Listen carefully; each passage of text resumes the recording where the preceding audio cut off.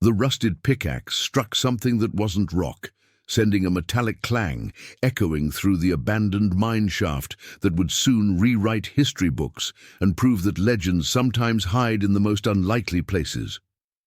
Sarah Chen wiped the sweat from her brow with a dirt-stained sleeve, her headlamp illuminating what appeared to be the corner of an ornate chest buried beneath 3 centuries of debris and forgotten dreams.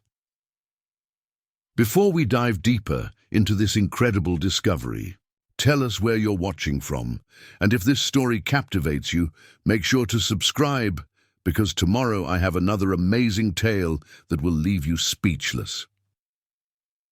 Sarah had always been different from the other girls in Millbrook Valley, a farming community nestled in the shadow of the Colorado Rockies, where tradition ran as deep as the irrigation ditches that fed the endless fields of corn and wheat. While her classmates spent their summers at the community pool or hanging around the single shopping center, Sarah could be found exploring the network of abandoned mining tunnels that honeycombed the mountains surrounding their town. Her father, David Chen, had moved their family to Colorado when Sarah was 12, purchasing a struggling 200-acre farm that previous owners had abandoned after years of poor harvests and mounting debt. The Chen family stood out in Millbrook Valley for more reasons than their Asian heritage. While most farming families had roots stretching back 4 or 5 generations, the Chens were newcomers who had arrived with city ways and unfamiliar farming techniques. David had been a geology professor at Denver University before a budget crisis eliminated his position, forcing him to use his life savings to buy the farm and start over in middle age. Sarah's mother, Lynn, struggled to adapt from her previous life as a research librarian to the demanding physical labor of farm work. But she threw herself into learning everything about sustainable agriculture and organic farming methods that their neighbors viewed with suspicion. Sarah inherited her father's scientific curiosity and her mother's methodical research approach, creating a unique combination that served her well in her unofficial role as the valley's amateur historian and explorer. By age 16, she had mapped more of the old mining tunnels than anyone else in living memory, carefully documenting her findings in detailed journals that she filled with sketches, measurements, and historical observations. Her bedroom walls were covered with hand-drawn maps showing the intricate network of shafts, chambers, and connecting passages that had been carved into the mountainside during the Colorado silver boom of the 1870s. The abandoned Esperanza mine had always held special fascination for Sarah, and partly because of its romantic Spanish name that seemed oddly out of place among the utilitarian designations of neighboring claims like the Lucky Strike, the Silver Dollar, and the Hard Rock. Local folklore suggested that the Esperanza had been worked by Spanish explorers long before American prospectors arrived in the region, but most residents dismissed such stories as romantic nonsense with no basis in historical fact. The County Historical Society's official records showed no evidence of Spanish activity in the area before the 1860s, and the few academic papers written about regional mining history made no mention of pre-American mineral extraction. Sarah's fascination with the Esperanza began during her freshman year of high school, when she discovered a reference to the mine in her great-grandfather's journals. Zhenwei had been a Chinese immigrant who worked as a cook and supply manager for various mining operations throughout Colorado in the early 1900s. His detailed daily records, written in a mixture of English and Chinese characters, mentioned several occasions when he delivered food and equipment to workers at the Esperanza. More intriguingly, Zhenwei had noted that the mine's tunnels seemed to extend much deeper and farther than the relatively recent American excavations would suggest. The old passages go back farther than anyone remembers, Zhenwei had written. In his careful script, workers speak in whispers about chambers that were already carved when the first Americans arrived. They say the Spanish worked these mountains centuries ago, following veins of silver that led to something much more valuable hidden in the deepest parts of the earth. Sarah had shared these entries with her high school history teacher, Mrs. Patterson, who expressed polite interest, but explained that family stories often grew in the telling and that there was no credible historical evidence for Spanish mining activity in their specific region. The Spanish had certainly explored Colorado during the 16th and 17th centuries, Mrs. Patterson acknowledged, but their documented routes and mining operations were concentrated hundreds of miles to the south. The idea that conquistadors had established major mining operations in what was now Millbrook Valley was considered by serious historians to be local folklore with no factual foundation.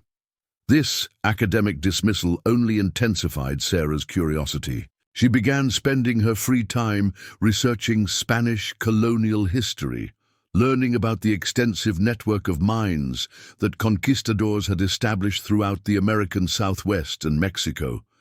She studied accounts of Francisco Vázquez de Coronado's expeditions, Hernando de Soto's explorations, and the countless smaller expeditions that had pushed into uncharted territories seeking gold, silver, and other precious resources. The more she learned, the more plausible it seemed that Spanish explorers might have ventured farther north than official histories acknowledged. Sarah's parents initially encouraged her historical interests, viewing them as a healthy intellectual pursuit that balanced the physical demands of farm work. David appreciated his daughter's scientific approach to research and exploration, while Lynn helped her translate Spanish documents and provided guidance on proper research methodology. However, as Sarah's obsession with the old mines grew more intense, her parents began to worry about the amount of time she spent underground in potentially dangerous conditions. The abandoned mine shafts presented numerous hazards that made exploration risky, even for experienced cavers. Structural supports installed decades earlier had deteriorated over time, creating the possibility of tunnel collapses. Water seepage had made many passages treacherous, and the lack of proper ventilation meant that dangerous gases could accumulate in poorly ventilated chambers. Sarah's parents had reluctantly agreed to let her continue her explorations only after she demonstrated proficiency with proper safety equipment and agreed to never venture underground alone. This safety requirement led to an ongoing source of frustration for Sarah, as finding companions willing to spend hours crawling through cramped, dark tunnels proved nearly impossible. Most of her classmates considered her hobby bizarre and potentially dangerous, preferring to spend their time on more conventional teenage activities. The few friends who initially expressed interest in joining her explorations quickly lost enthusiasm. After experiencing the claustrophobic conditions and physical demands of underground travel. By her junior year, Sarah had developed a reputation in Millbrook Valley as an eccentric but harmless oddball whose passion for old mines was tolerated. As a quirky personality trait, teachers praised her dedication to historical research, and her detailed documentation of local mining history had earned recognition from the County Historical Society, but most people viewed her work as an interesting hobby rather than serious scholarship. The general consensus was that Sarah's enthusiasm was admirable, but that her theories about Spanish colonial mining were products of an overactive imagination rather than legitimate historical inquiry. This patronizing attitude became particularly evident during Sarah's junior year when she presented her research findings to the monthly meeting of the Millbrook Valley Historical Society. She had prepared a comprehensive presentation that included her great-grandfather's journal entries, her detailed maps of the mining tunnels, and her analysis of geological formations that suggested much older excavation techniques than those used by American prospectors. The society members listened politely to her 20-minute presentation, asked a few perfunctory questions, and then proceeded to discuss more conventional topics like preserving historic barns and organizing the annual Heritage Festival. After the meeting, Society President Harold Brennan approached Sarah with what he clearly intended as encouragement, but which felt more like condescension. "You've done some impressive work for someone your age," he told her with a patronizing smile. "It's wonderful to see young people taking an interest in local history. Of course, you have to be careful not to let your imagination run away with you. Real historical research requires sticking to documented facts rather than chasing romantic legends." The dismissive tone stung more than Sarah had expected, particularly because she had spent months preparing her presentation and had hoped for serious engagement with her research findings. She realized that being taken seriously as a historian would require more than enthusiasm and amateur documentation. She needed to find concrete proof that would force skeptics to acknowledge the validity of her theories, proof that could only be found in the deepest, most dangerous parts of the abandoned mines where no one else was willing to venture. Sarah's determination to prove her theories correct led to increasingly bold exploration attempts during her senior year. She upgraded her safety equipment, purchased professional-grade mapping tools, and began systematically exploring the deepest, accessible portions of the Esperanza mine. Her maps showed that the main shaft descended more than 300 feet into the mountain, with a complex network of side tunnels and chambers that seemed to follow natural geological formations rather than the more systematic grid patterns typical of American mining operations. The deeper she ventured into the mine, the more convinced she became that the tunnels showed evidence of much older construction techniques. The walls in the deepest chambers showed tool marks that differed significantly from those found in the upper levels, and the overall layout suggested a sophisticated understanding of geology that seemed inconsistent with the relatively crude methods used by most 19th-century American prospectors. These observations, however, remained subjective interpretations that skeptics could easily dismiss as wishful thinking or misidentification of natural rock formations. Everything changed on a cold Saturday morning in February when Sarah made the decision to explore a partially collapsed side tunnel that she had previously avoided due to its dangerous condition.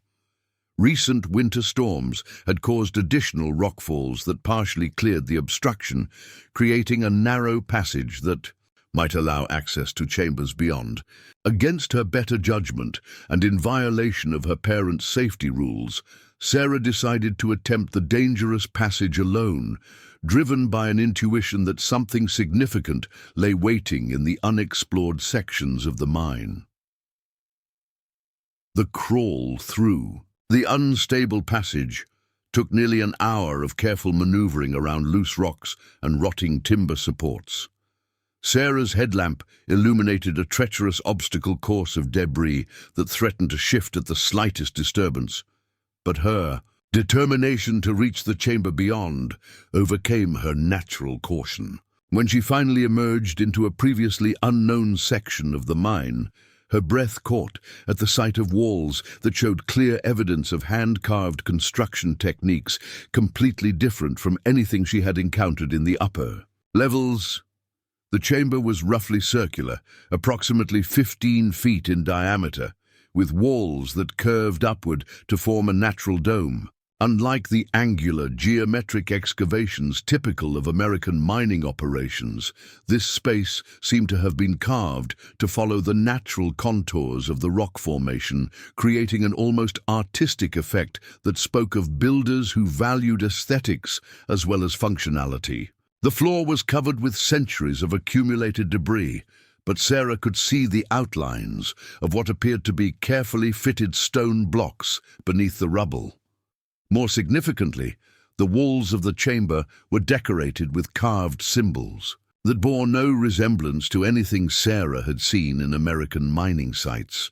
The markings appeared to be a combination of geometric patterns and what might have been stylized representations of animals or natural features, executed with a level of skill and artistry that suggested professional craftsmanship rather than casual graffiti. Some of the symbols appeared to be numbers or letters, but in a script that Sarah couldn't immediately identify, though certain elements reminded her of the Spanish colonial documents she had studied.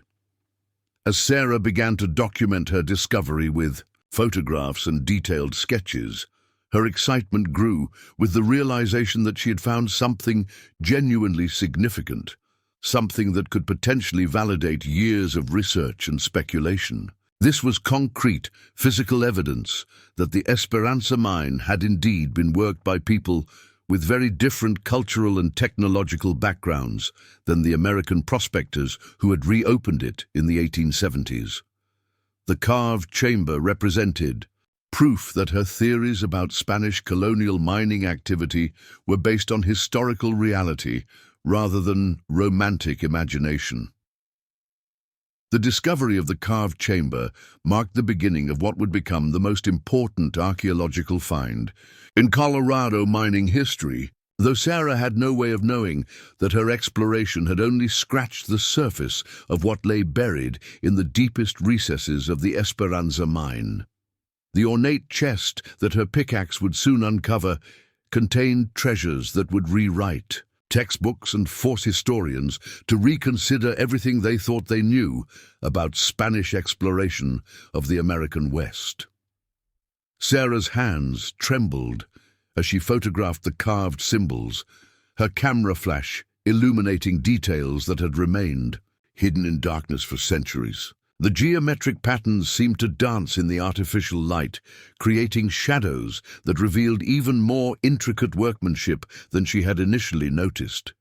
Each symbol appeared to have been carefully planned and executed, with depths and angles that demonstrated sophisticated understanding of stone carving techniques. This wasn't the crude scratching of bored miners killing time during slow work periods, but the deliberate artwork of skilled craftsmen who had taken pride in their construction. Discovery energized Sarah beyond anything she had experienced in her years of exploration. She spent the next 4 hours in the chamber, meticulously documenting every carved symbol, measuring dimensions, and creating detailed sketches that captured nuances her camera couldn't reproduce. Her notebook filled with observations about tool marks, construction techniques, and architectural features that seemed completely inconsistent with 19th century American mining practices. The evidence was overwhelming and undeniable, yet she knew that convincing others would require more than photographs and drawings. When Sarah finally emerged from the mine that afternoon, she was covered in dirt and rock dust, her clothes torn from crawling through the collapsed passage, but her eyes shone with the excitement of genuine discovery. She drove directly to the Millbrook Valley Library, where her mother worked part-time, cataloging the historical collection. Lin Chen was organizing archived newspapers when Sarah burst through the door, practically vibrating with enthusiasm about her underground findings. "Mom, you have to see what I found," Sarah said, spreading her photographs across the library table with hands that still shook from adrenaline. "Look at these carvings. This isn't American work. These symbols, this construction technique, it's completely different from anything else in the mine."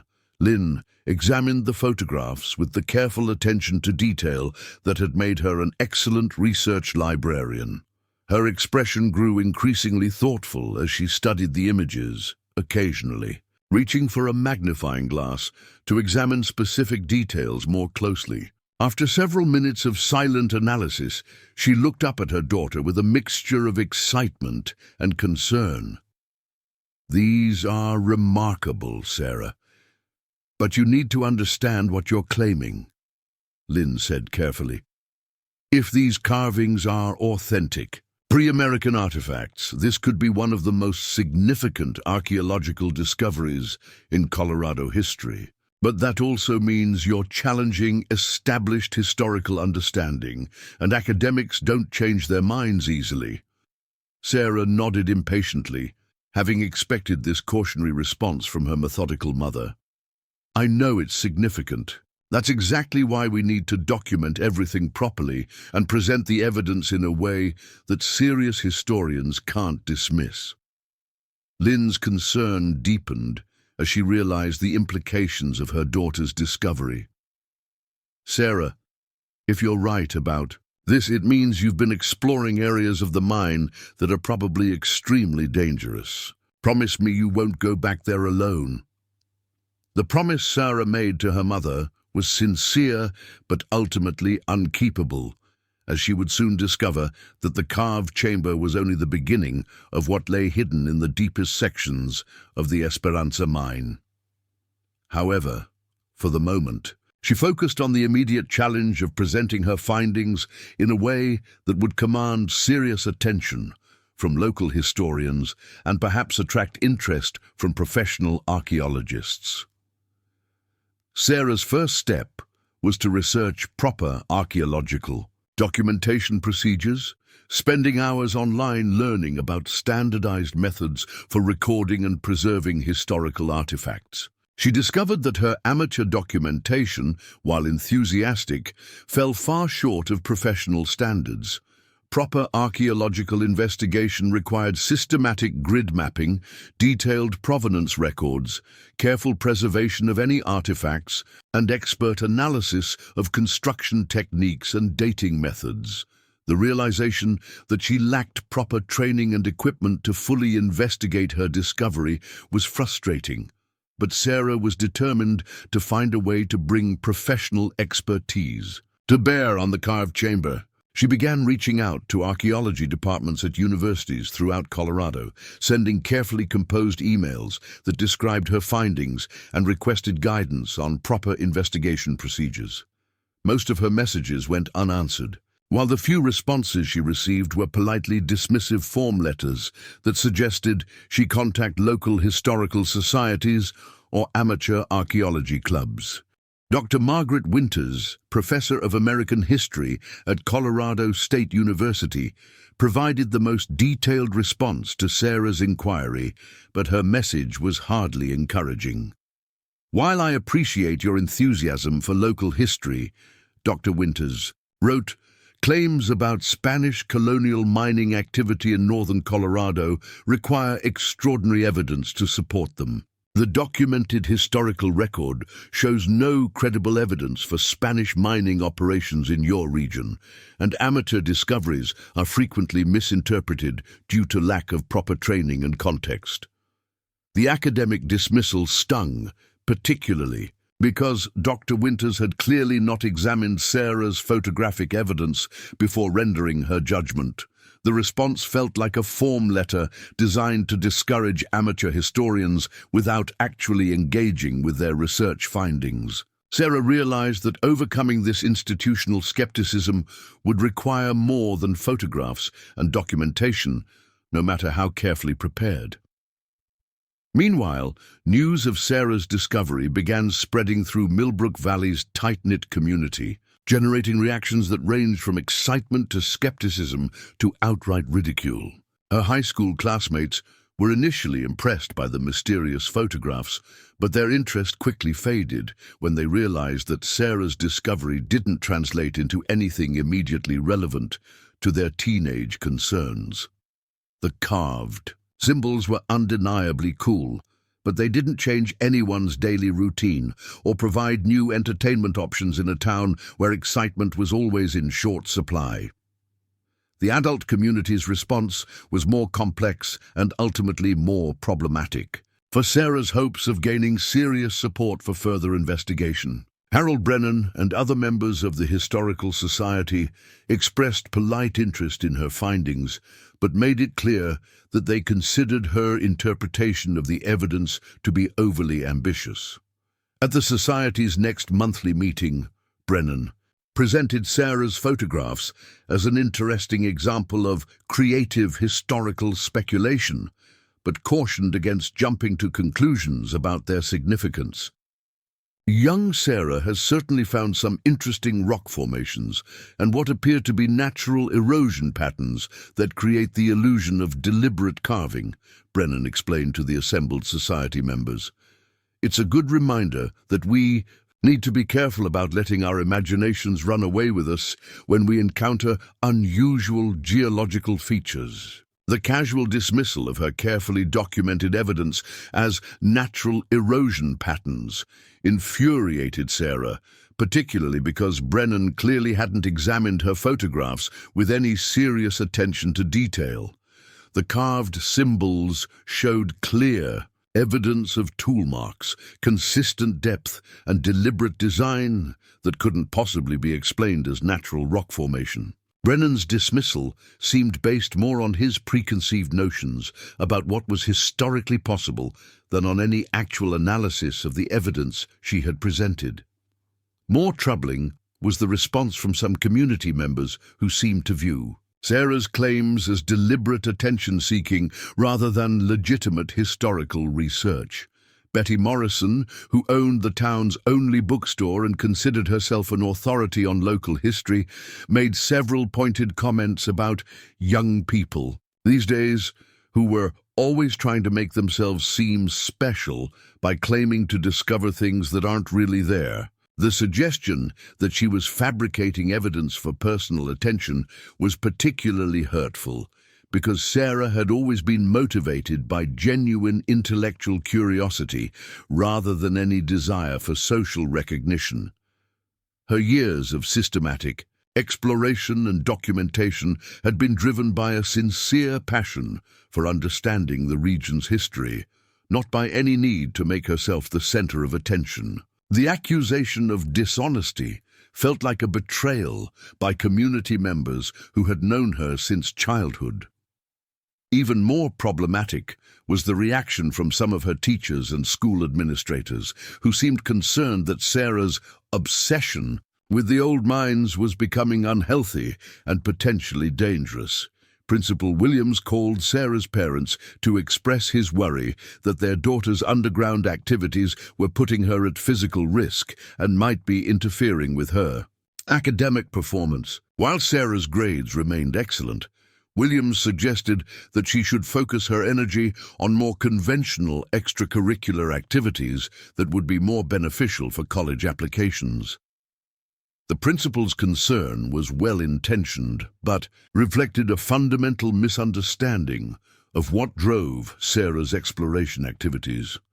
Far from being a distraction from her education, her historical research had actually enhanced her academic performance by providing real-world applications for her studies in history, geology, and archaeology. Her systematic documentation of mining tunnels had improved her technical drawing skills.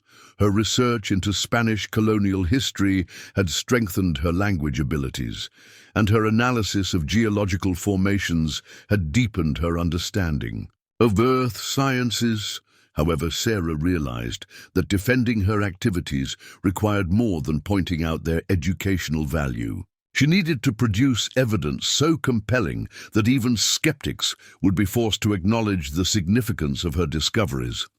The carved chamber was impressive, but it wasn't enough to overcome the institutional resistance she was encountering from historians, educators, and community leaders who seemed determined to maintain their existing understanding of regional history. Sarah's frustration with the lukewarm reception of her findings led to a decision that would have far-reaching consequences for both her personal safety and her historical research. She resolved to return to the deepest sections of the Esperanza mine to search for additional evidence that would support her theories about Spanish colonial mining activity. If carved symbols weren't sufficient to convince skeptics, perhaps she could find actual artifacts that would provide undeniable proof of pre-American mining operations. The decision to continue her underground exploration, despite her parents' concerns and the community's skepticism, reflected Sarah's growing determination to prove that her theories were based on solid evidence rather than wishful thinking. She had spent years developing her expertise in mining, tunnel navigation, had invested in proper safety equipment, and had carefully documented her procedures to minimize risk. Most importantly, she was driven by a genuine desire to uncover historical truth, rather than by any reckless pursuit of adventure or attention. Sarah began planning her return to the carved chamber with the systematic thoroughness that characterized all her research activities.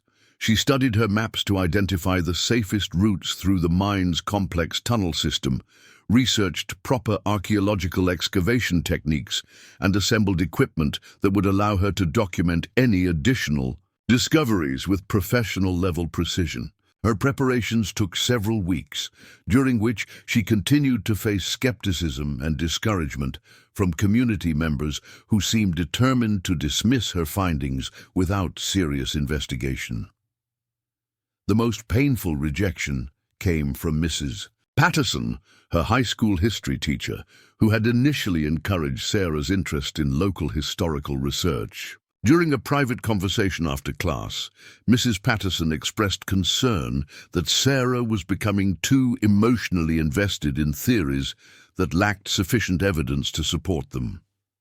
"I admire your passion for history, Sarah, but you need to understand that real historical research requires accepting evidence that contradicts our preferred theories," Mrs. Patterson said with the patient tone teachers used for difficult conversations. "Sometimes the most romantic explanations aren't the correct ones, and we have to be willing to acknowledge when our hypotheses aren't supported by credible evidence."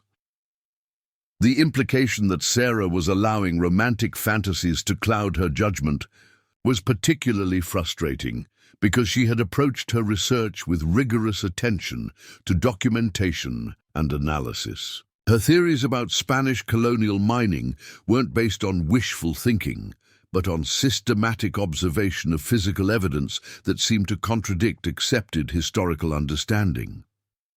Mrs. Patterson's dismissal felt like a betrayal by someone who should have appreciated the quality of Sarah's research methodology. As winter gave way to spring, Sarah found herself increasingly isolated in her conviction that the Esperanza mine contained evidence of significant historical importance. Her discovery of the carved chamber should have been the beginning of serious archaeological investigation, but instead it had become a source of community controversy that painted her as an attention-seeking teenager whose imagination had run away with her judgment. The dismissive reactions had convinced Sarah that further discoveries would be necessary to overcome the skepticism she was encountering. The stage was set for Sarah's return to the dangerous depths of the abandoned mine, where her pickaxe would soon strike something that would vindicate years of research and prove that sometimes the most incredible discoveries are made by those who refuse to accept conventional wisdom about what is historically possible. The morning mist clung to the mountainside as Sarah approached the Esperanza mine entrance for what would become the most important day of her life, though she had no way of knowing that her careful preparations were about to be rewarded beyond her wildest expectations. She had waited 3 weeks for optimal conditions, monitoring weather patterns and her parents' schedules to ensure she would have sufficient uninterrupted time for thorough exploration. Her backpack contained newly purchased archaeological tools, professional-grade documentation equipment, and enough supplies to spend an entire day underground, if necessary. Sarah's methodical approach to this expedition reflected lessons learned from her previous discovery of the carved chamber. She had spent hours studying proper excavation techniques, learning how to preserve artifacts and maintain detailed records that would satisfy professional archaeological standards. Her notebook contained carefully prepared grid maps, measurement, scales, and documentation protocols that would allow her to record any findings with scientific precision. This wasn't going to be another amateur exploration that skeptics could dismiss as wishful thinking or inadequate documentation. The entrance to the Esperanza mine looked particularly forbidding in the early morning light, with shadows creating the illusion of depths that seemed to extend infinitely into the mountain's heart. Sarah paused at the threshold, adjusting her headlamp and checking her safety equipment one final time. The weight of community skepticism pressed down on her almost as heavily as the mountain above the tunnels. But her determination to uncover the truth had grown stronger with each dismissive comment and patronizing suggestion that she focus her energy on more conventional pursuits. Sarah's descent through the mine's upper levels proceeded smoothly, following routes she had traveled dozens of times during her years of systematic exploration. The familiar passages provided reassurance as she made her way toward the deeper sections where the carved chamber awaited further investigation. Her headlamp beams swept across walls that told the story of American mining operations from the Yao 1870s, with tool marks and construction techniques that she could now easily distinguish from the much older workmanship she had discovered in the hidden chamber. The contrast between American and Spanish construction methods had become increasingly clear to Sarah as she developed her expertise in recognizing different mining techniques. The American sections showed the characteristic angular cuts and systematic grid patterns that reflected efficient but utilitarian approaches to mineral extraction. Every tunnel, chamber, and support structure had been designed for maximum productivity, with minimal concern for aesthetics or long-term preservation. The goal had been to extract as much silver as possible in the shortest time, then move on to more promising claims.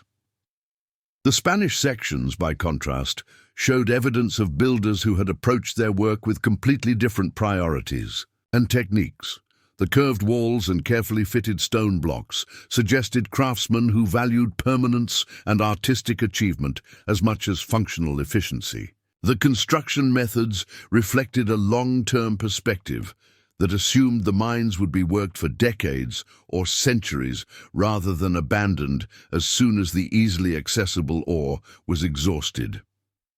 Sarah reached the partially collapsed passage that led to the carved chamber without incident, though the unstable rock seemed even more treacherous than during her previous visit. Winter weather had caused additional settling that made the crawl space narrower and more dangerous, requiring careful maneuvering around loose stones that threatened to shift at the slightest disturbance. The psychological pressure of knowing that tons of rock hung precariously above the passage made every movement a calculated risk, but Sarah's determination to reach the chamber beyond overcame her natural caution. Emerging into the carved chamber felt like entering a cathedral dedicated to forgotten gods, with shadows dancing across ancient symbols that seemed to whisper secrets from centuries past. Sarah's enhanced lighting equipment revealed details that had been invisible during her first visit, including additional carved elements that extended higher up the curved walls than her previous documentation had captured. The chamber was even more impressive than she had remembered, with artistic flourishes that demonstrated sophisticated understanding of both engineering and aesthetics. Sarah began her systematic documentation of the chamber with photographs taken from multiple angles, using professional lighting techniques to eliminate shadows and capture every detail of the carved symbols. Her new equipment allowed her to create high-resolution images that would preserve fine details invisible to casual observation. Each photograph was carefully catalogued with location coordinates, lighting conditions, and detailed notes about the specific features being documented. The carved symbols revealed additional complexity under Sarah's improved lighting, with several panels showing what appeared to be narrative sequences rather than random decorative elements. One section seemed to depict a journey through mountainous terrain, with stylized representations of peaks, valleys, and what might have been mining operations. Another panel showed figures that could have been people or animals engaged in activities that weren't immediately identifiable, but suggested some kind of organized work or ceremonial function.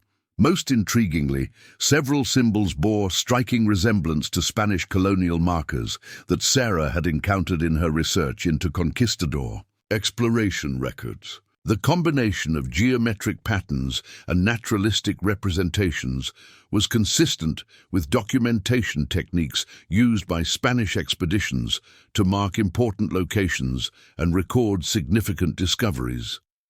If her interpretation was correct, the carved chamber represented not just evidence of Spanish mining activity, but a deliberate record of their operations in the region.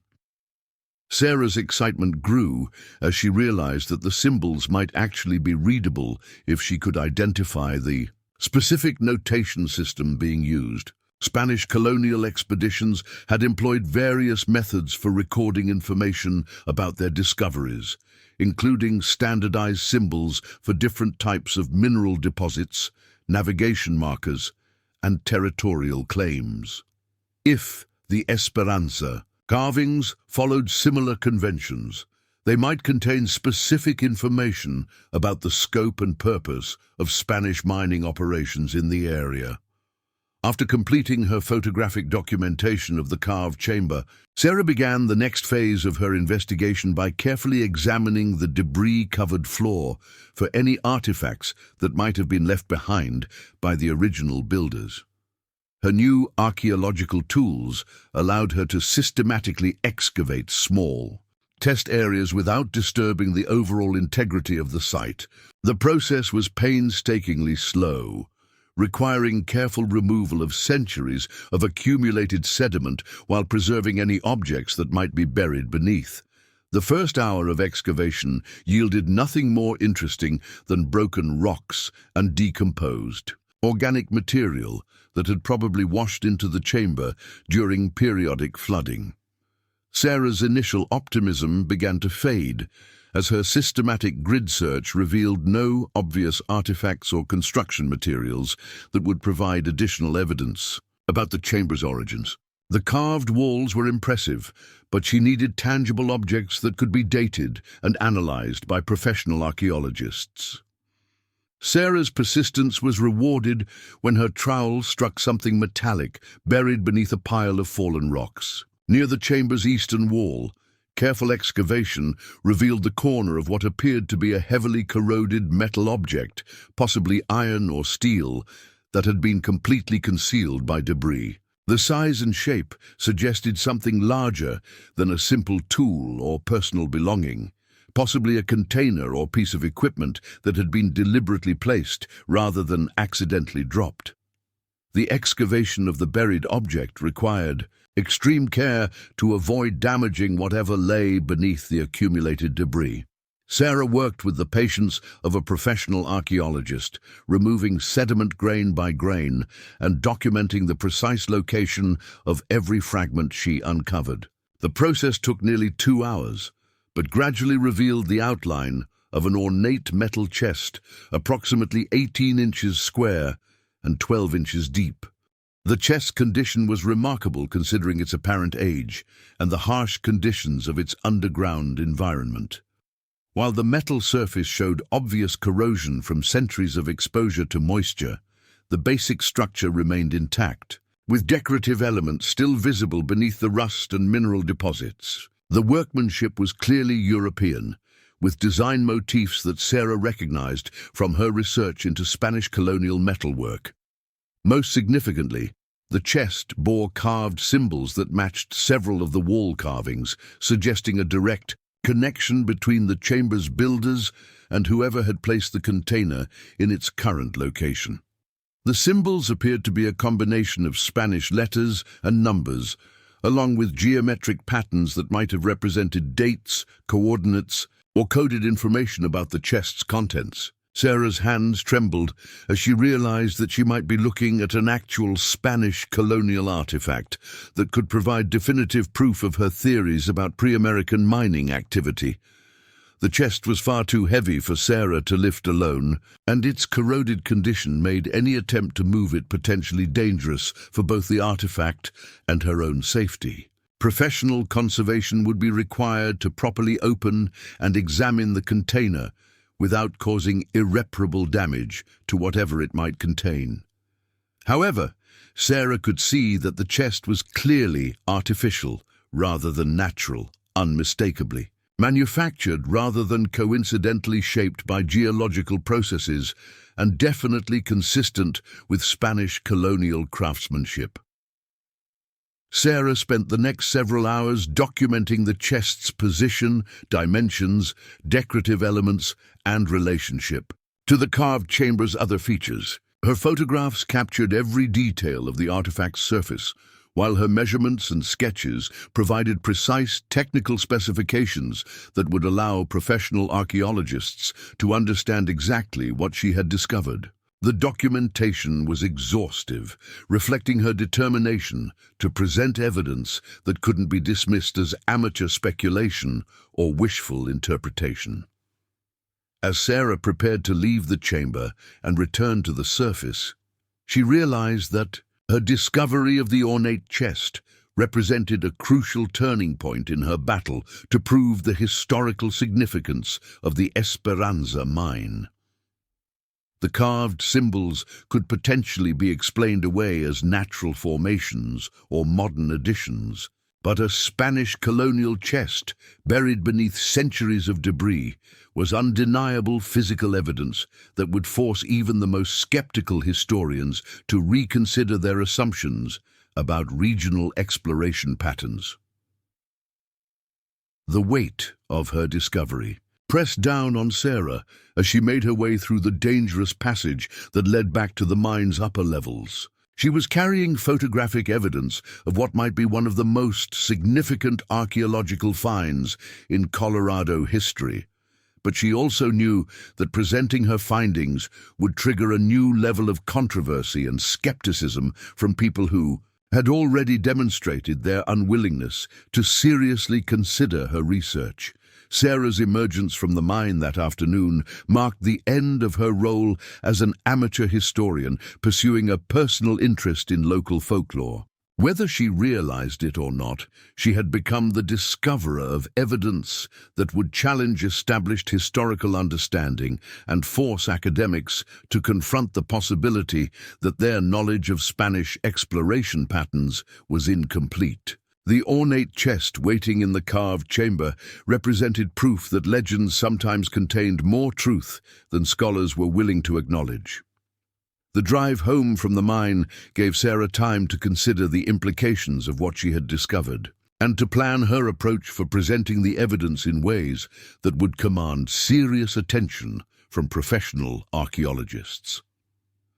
The carved chamber had been impressive but dismissible. The ornate chest was undeniable physical proof that would require investigation regardless of personal opinions about the likelihood of Spanish colonial mining in northern Colorado.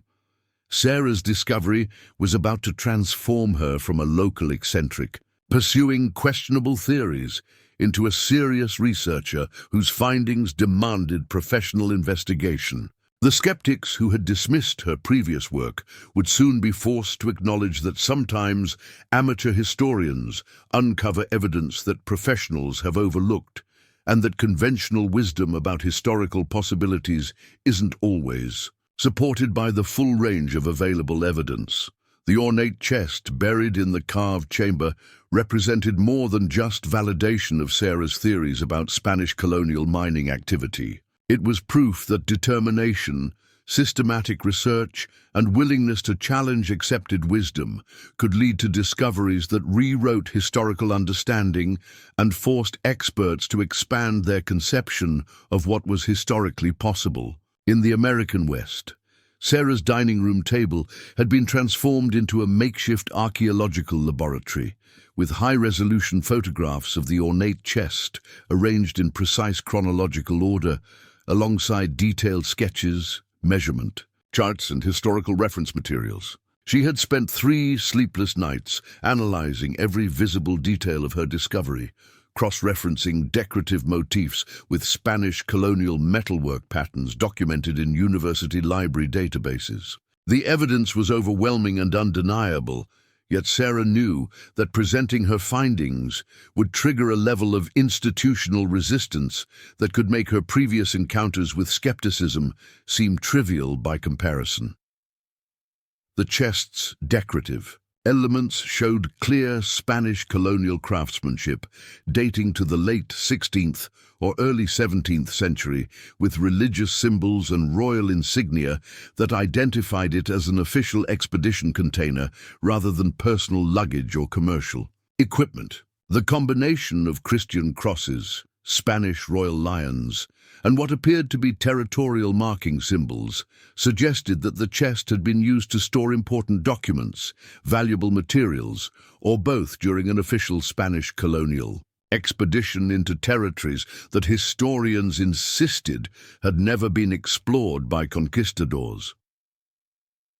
Sarah's research into Spanish colonial exploration patterns had revealed that official expeditions typically carried multiple containers for different types of materials, with specially designed chests reserved for the most valuable discoveries and important documentation. The ornate chest she had discovered in the Esperanza mine appeared to match specifications for containers used to transport precious metals, religious artifacts, and territorial claim documents back to Spanish colonial authorities. If her analysis was correct, the chest might contain evidence that would revolutionize understanding of Spanish exploration patterns throughout the American West.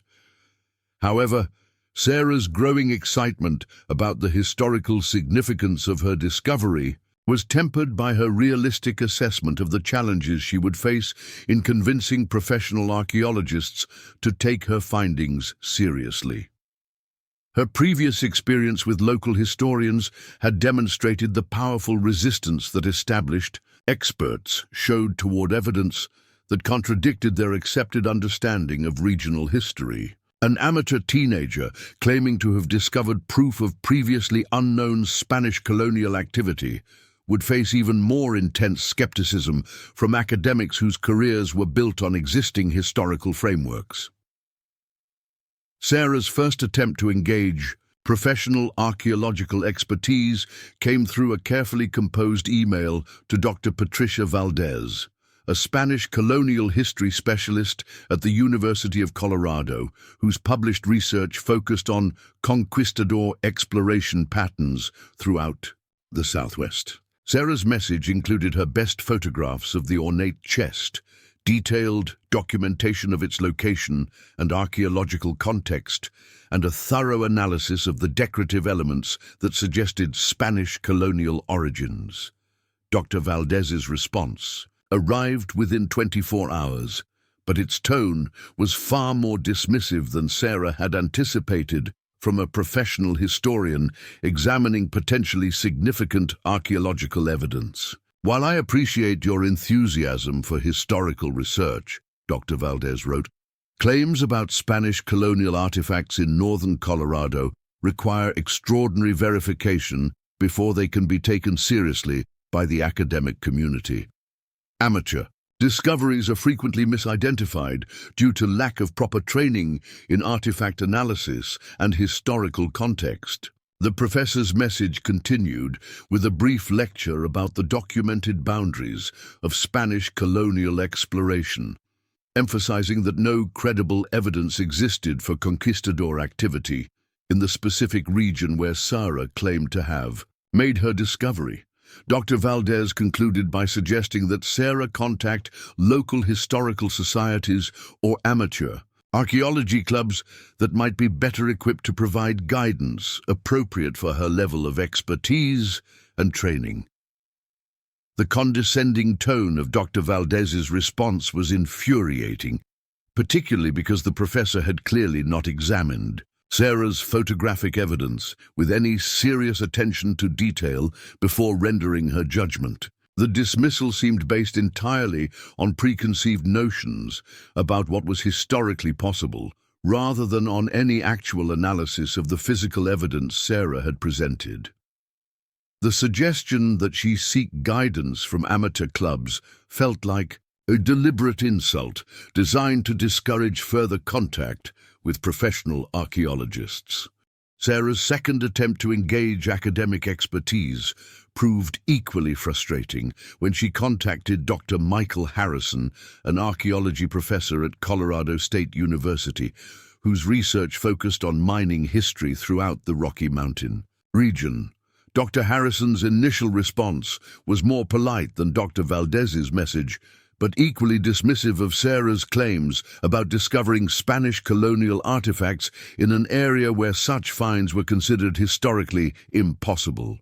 "I understand your excitement about what appears to be an interesting metal container," Dr. Harrison wrote, "but you need to understand that artifact identification requires extensive training and professional analysis.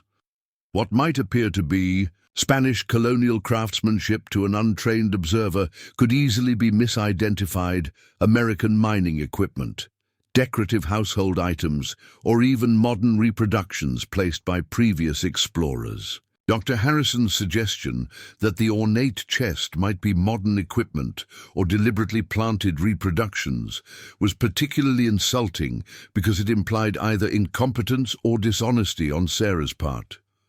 Her careful documentation had clearly shown the artifact's burial beneath centuries of accumulated debris in a chamber that showed no evidence of recent disturbance. The professor's willingness to propose implausible alternative explanations, rather than seriously examining her evidence, demonstrated the kind of institutional bias that Sarah was beginning to recognize as a major obstacle to having her discoveries properly investigated.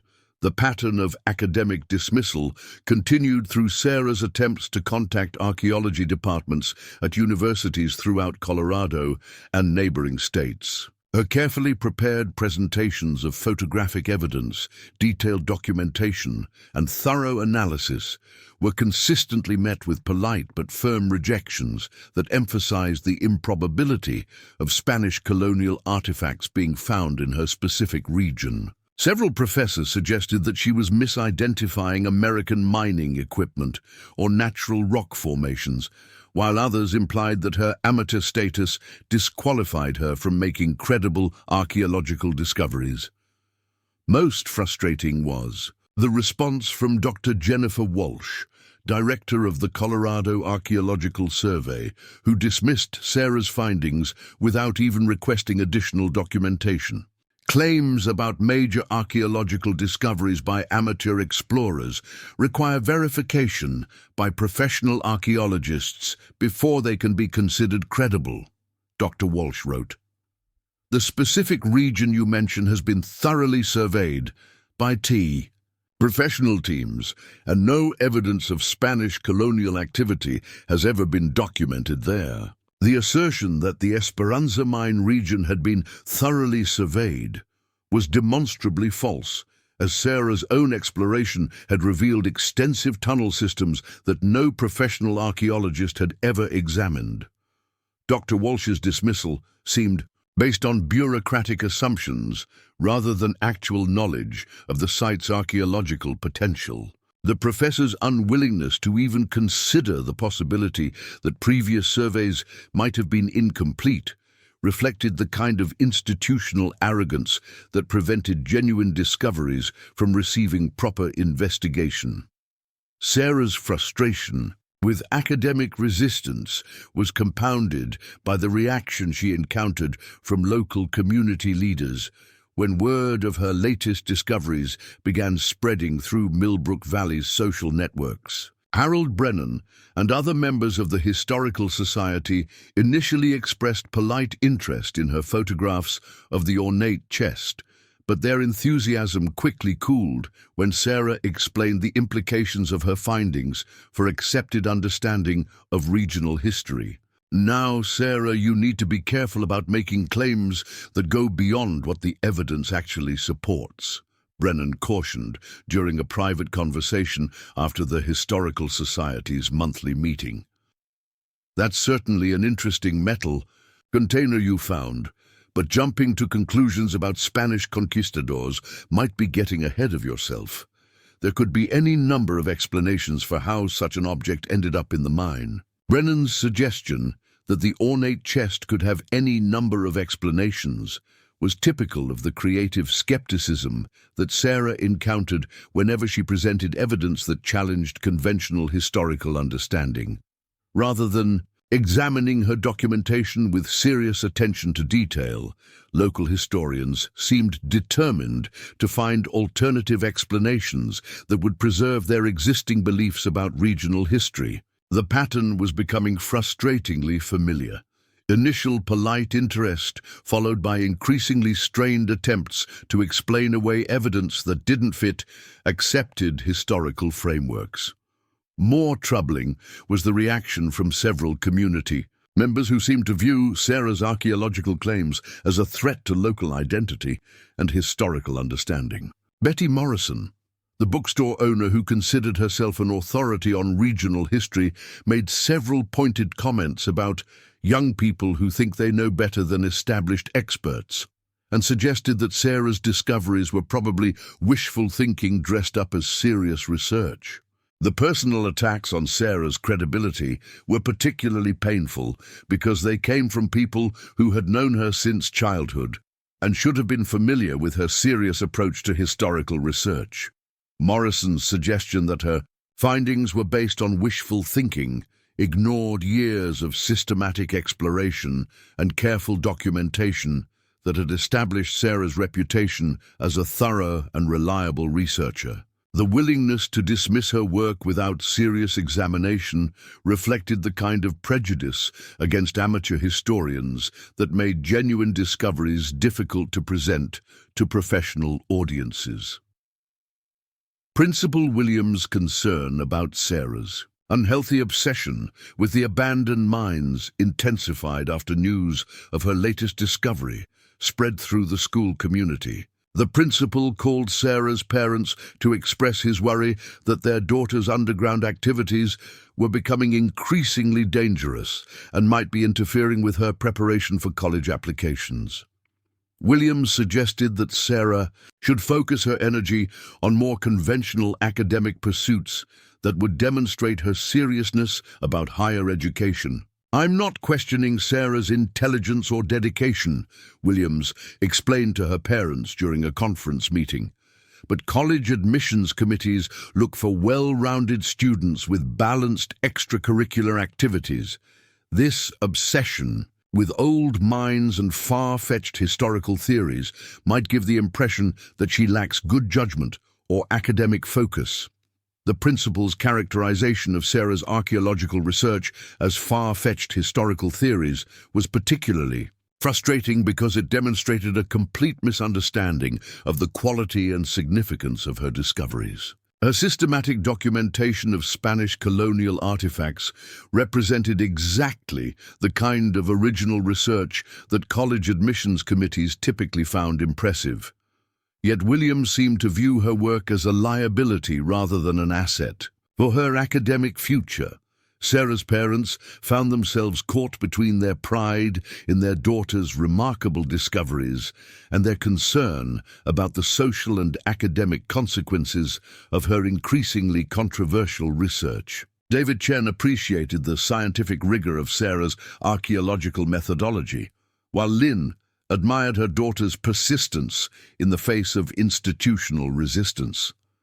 However, both parents worried that Sarah's determination to prove her theories about Spanish colonial mining might be creating unnecessary conflicts with local authorities and academic institutions. "We support your research, sweetheart, but you need to consider whether this battle is worth the cost," Lynn said during a family discussion about Sarah's latest encounters with academic skepticism.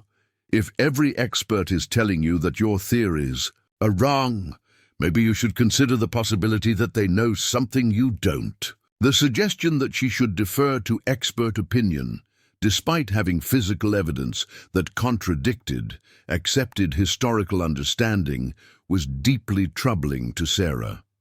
Her discoveries weren't based on theories or speculation, but on actual artifacts that could be examined, analyzed, and verified by anyone willing to investigate them properly. The fact that experts were unwilling to examine her evidence before dismissing her claims suggested that institutional bias rather than scientific rigor was driving their negative responses. Sarah's isolation from both academic and community support was becoming increasingly apparent as her discoveries generated more controversy than recognition. The ornate chest that should have vindicated her years of research had instead intensified the resistance she faced from people who seemed determined to maintain their existing beliefs about regional history, regardless of contradictory evidence. The pattern of dismissal and personal attacks was wearing down her confidence and making her question whether pursuing her archaeological research was worth the social and academic costs. However, Sarah's commitment to uncovering historical truth remained stronger than her frustration with institutional resistance. The carved chamber and ornate chest were undeniable evidence that the Esperanza mine contained artifacts of immense historical significance, even if professional archaeologists were unwilling to investigate them properly. Her documentation was thorough and her analysis was sound, regardless of what experts claimed about the impossibility of Spanish colonial mining in her region. Sarah realized that overcoming institutional resistance would require more than presenting evidence to people who had already decided that her discoveries were impossible. She needed to find allies who shared her commitment to historical truth rather than institutional convenience, experts who would examine her evidence with open minds rather than predetermined conclusions. The ornate chest waiting in the carved chamber deserved proper investigation by archaeologists who valued discovery over dogma. The stage was set for Sarah's next phase of research, which would require her to venture even deeper into the dangerous sections of the Esperanza mine in search of evidence so compelling that even the most skeptical experts would be forced to acknowledge the significance of her discoveries. The weight of constant rejection pressed down on Sarah's shoulders as she sat in her bedroom, surrounded by printed emails from archaeology professors, each message a variation on the same theme of polite dismissal and academic condescension. 3 months had passed since her discovery of the ornate chest, and her systematic attempts to engage professional expertise had yielded nothing but frustration and increasingly personal attacks on her credibility. The stack of rejection letters had grown thick enough to fill a manila folder, each one representing another expert who had chosen institutional comfort over intellectual curiosity.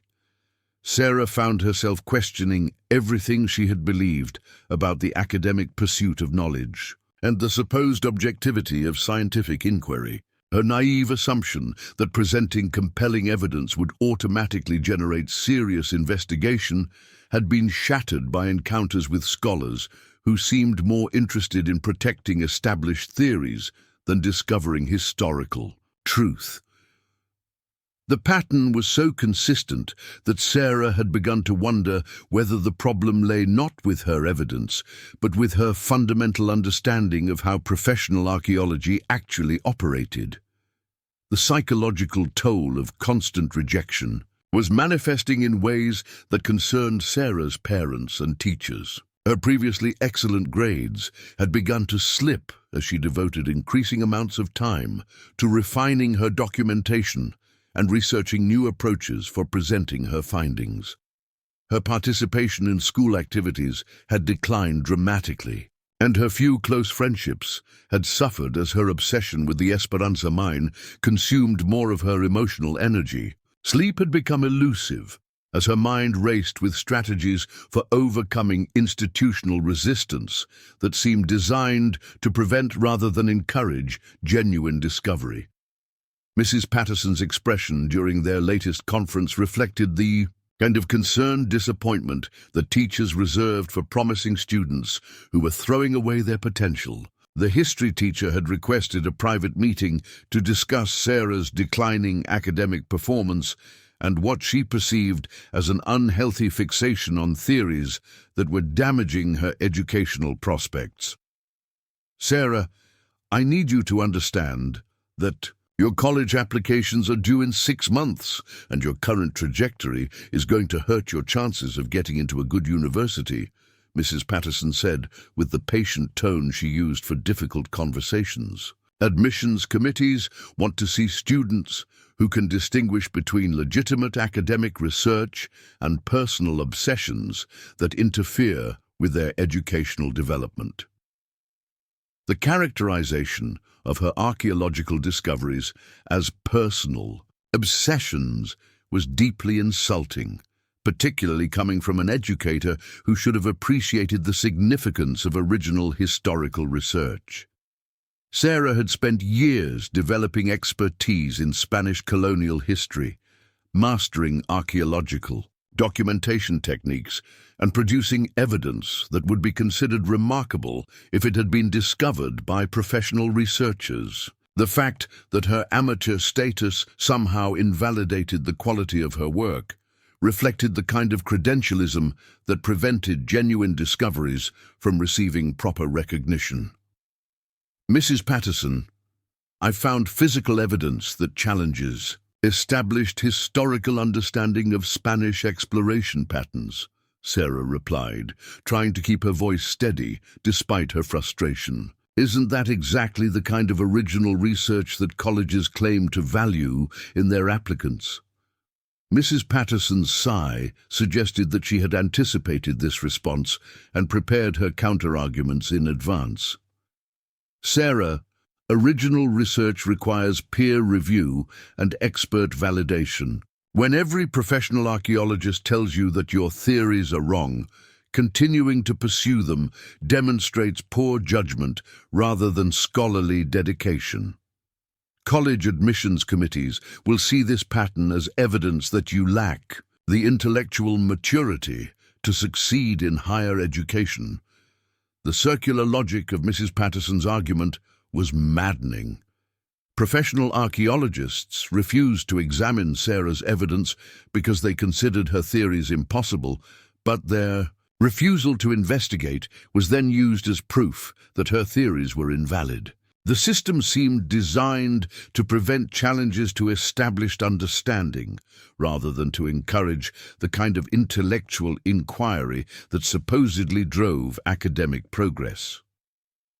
Sarah's attempts to explain the quality of her evidence and the systematic nature of her research were met with increasingly impatient responses from Mrs. Patterson, who seemed to view the conversation as an intervention designed to save a promising student from self-destructive behavior.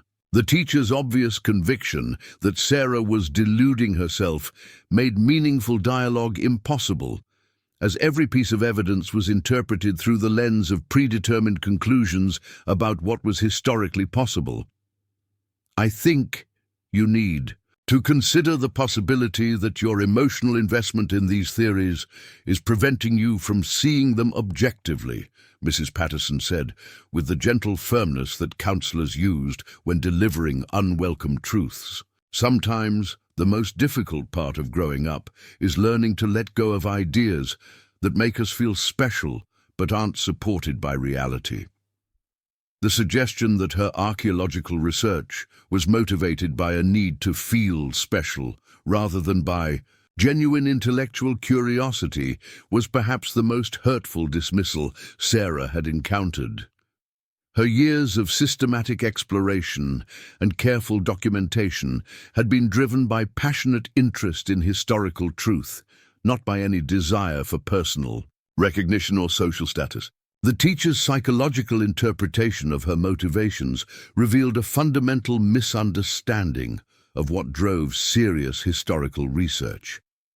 Sarah's isolation was compounded by the reaction of her few remaining friends, who had initially been supportive of her unusual hobby, but were growing tired of her constant focus on archaeological evidence that they couldn't understand or verify.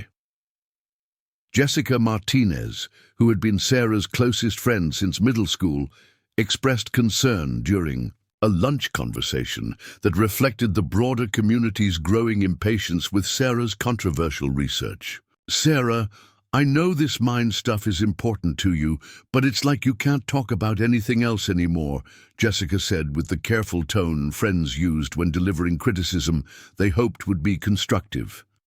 "Everyone's worried that you're becoming obsessed with something that's not even real," Maybe it's time to find some other interests that don't make people think you're losing touch with reality. The suggestion that her discoveries weren't real, despite overwhelming photographic and physical evidence, demonstrated how thoroughly the community's skepticism had influenced even Sarah's closest relationships. Jessica's concern was well-intentioned, but reflected the kind of social pressure that forced unconventional thinkers to choose between their intellectual integrity and their social connections. The implicit ultimatum was clear: abandon her research or accept increasing isolation from the community that had known her since childhood. Sarah's parents were struggling with their own version of this dilemma as they watched their daughters' academic and social life suffer from her determination to prove theories that every expert claimed were impossible. David Chen's background in geology gave him some appreciation for the quality of Sarah's archaeological documentation, but his career in academia had taught him to respect professional expertise and peer review processes.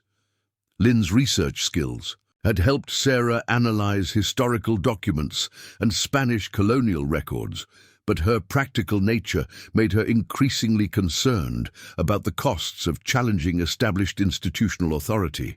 "Sweetheart, we're proud of your dedication and the quality of your research, but we're worried about the price you're paying for this battle," David said during a family dinner conversation that had become increasingly frequent as Sarah's situation deteriorated.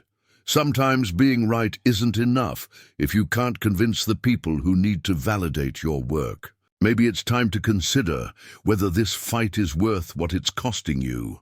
The suggestion that she should abandon her research because professional archaeologists were unwilling to examine her evidence felt like a betrayal of everything her parents had taught her about intellectual integrity and scientific inquiry. Sarah had approached her discoveries with the systematic methodology that David had taught her, had documented her findings with the careful attention to detail that Lynn had modeled in her library research. Yet now, both parents seemed to be suggesting that institutional approval was more important than empirical evidence. "You taught me that good research speaks for itself," Sarah replied, trying to keep the hurt out of her voice. "You said that evidence matters more than opinion. That's systematic. Investigation reveals truth, regardless of what people want to believe. Now you're telling me to ignore my own evidence because experts won't examine it." The pain in her parents' faces reflected their genuine conflict between supporting their daughter's intellectual courage and protecting her from the practical consequences of challenging institutional authority. Their careers had taught them that academic success required working within established systems rather than against them. But their daughter's discoveries seemed to demand exactly the kind of revolutionary thinking that institutions were designed to resist. Sarah's sense of isolation deepened as she realized that even her most supportive allies were beginning to question whether her commitment to uncovering historical truth was worth the personal and academic costs she was paying. The loneliness was crushing, made worse by her growing awareness that the evidence waiting in the Esperanza mine deserved investigation regardless of institutional resistance or social pressure. The ornate chest and carved chamber represented historical discoveries of genuine significance, yet she seemed to be the only person willing to acknowledge their importance. The breaking point came during a guidance counselor meeting designed to discuss Sarah's college application strategy. Mr. Rodriguez had reviewed her academic record, her declining grades, and the comments from teachers who were concerned about her unhealthy obsession with archaeological theories that professional experts had dismissed as impossible. "Sarah, you're a bright student with a lot of potential, but your college applications need to show balance and good judgment," Rodriguez said while reviewing her file. "This fixation on old mines and Spanish treasure stories is going to be a red flag for admissions committees. They want students who can think critically and accept expert guidance, not teenagers who think they know better than professional archaeologists." The characterization of her systematic archaeological research as Spanish treasure stories was the final insult in a series of dismissals that had worn down Sarah's confidence and made her question her own judgment. She had spent years developing genuine expertise in Spanish colonial history and archaeological methodology, had produced documentation that would impress professional researchers if they were willing to examine it. Yet every authority figure seemed determined to reduce her work to childish fantasy. "What if the experts are wrong?" Sarah asked quietly, voicing the question that had been growing stronger despite months of institutional resistance. "What if their refusal to examine my evidence is preventing important historical discoveries from being properly investigated?" Rodriguez's patient smile suggested that he had encountered this kind of teenage rebellion against authority before and knew how to handle it. "Sarah, that's exactly the kind of thinking that's going to hurt your college prospects. Academic success requires learning to work within established systems and respecting professional expertise. You can't build a career by constantly challenging people who know more than you do." The counselor's response crystallized Sarah's growing understanding that the institutional resistance she faced wasn't based on careful evaluation of her evidence, but on systematic bias against challenges to established authority. The message was clear: conform to accepted understanding or face academic and social consequences that would damage her future prospects. The choice between intellectual integrity and institutional approval had become stark and unavoidable. Sarah left the guidance counselor's office with a profound sense of isolation that went beyond her specific situation to encompass fundamental questions about the nature of knowledge, authority, and truth. Her discoveries in the Esperanza mine were real and significant, regardless of what experts claimed about their impossibility. Yet she seemed to be entirely alone in recognizing their importance. The weight of being the sole guardian of historical evidence that deserved professional investigation was becoming unbearable. That evening, Sarah sat in her bedroom staring at photographs of the ornate chest while contemplating her increasingly limited options. She could abandon her research and focus on conventional academic pursuits that would satisfy teachers, counselors, and college admissions committees. Or she could continue fighting an apparently hopeless battle against institutional resistance that seemed designed to prevent rather than encourage genuine discovery. The choice felt like a test of her fundamental character and values. The sound of her parents' worried conversation drifting up from the kitchen reminded Sarah that her decisions affected more than just her own future. David and Lynn had invested their hopes and resources in their daughter's education, and her controversial archaeological research was threatening to undermine everything they had worked to provide for her. The weight of their expectations added another layer of pressure to an already impossible situation. Sarah's reflection was interrupted by an email notification that would change the trajectory of her research and provide the first glimmer of hope she had experienced in months of institutional rejection and personal isolation. The email notification chimed softly in the darkness of Sarah's bedroom, interrupting her contemplation of what felt like an impossible choice between intellectual integrity and academic survival. She almost ignored the message, expecting another polite rejection from a university archaeology department, or perhaps another concerned note from a teacher worried about her declining performance. Instead, the sender's name made her pulse quicken.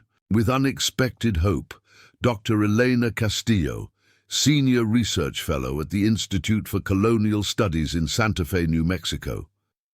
Sarah had contacted Dr. Castillo 3 weeks earlier as part of her systematic outreach to Spanish colonial history experts throughout the Southwest. Unlike the other academics who had dismissed her claims without serious examination, Dr. Castillo had requested additional documentation, and asked detailed questions about the archaeological context of Sarah's discoveries. The thoroughness of her initial response had suggested genuine interest rather than polite dismissal, but Sarah had begun to assume that even this promising contact would ultimately result in another rejection. Dr. Castillo's email was lengthy and detailed, beginning with an apology for the delayed response that immediately set a different tone from the brief, dismissive messages Sarah had grown accustomed to receiving from academic experts. "I want to apologize for taking so long to respond to your fascinating documentation," Dr. Castillo wrote.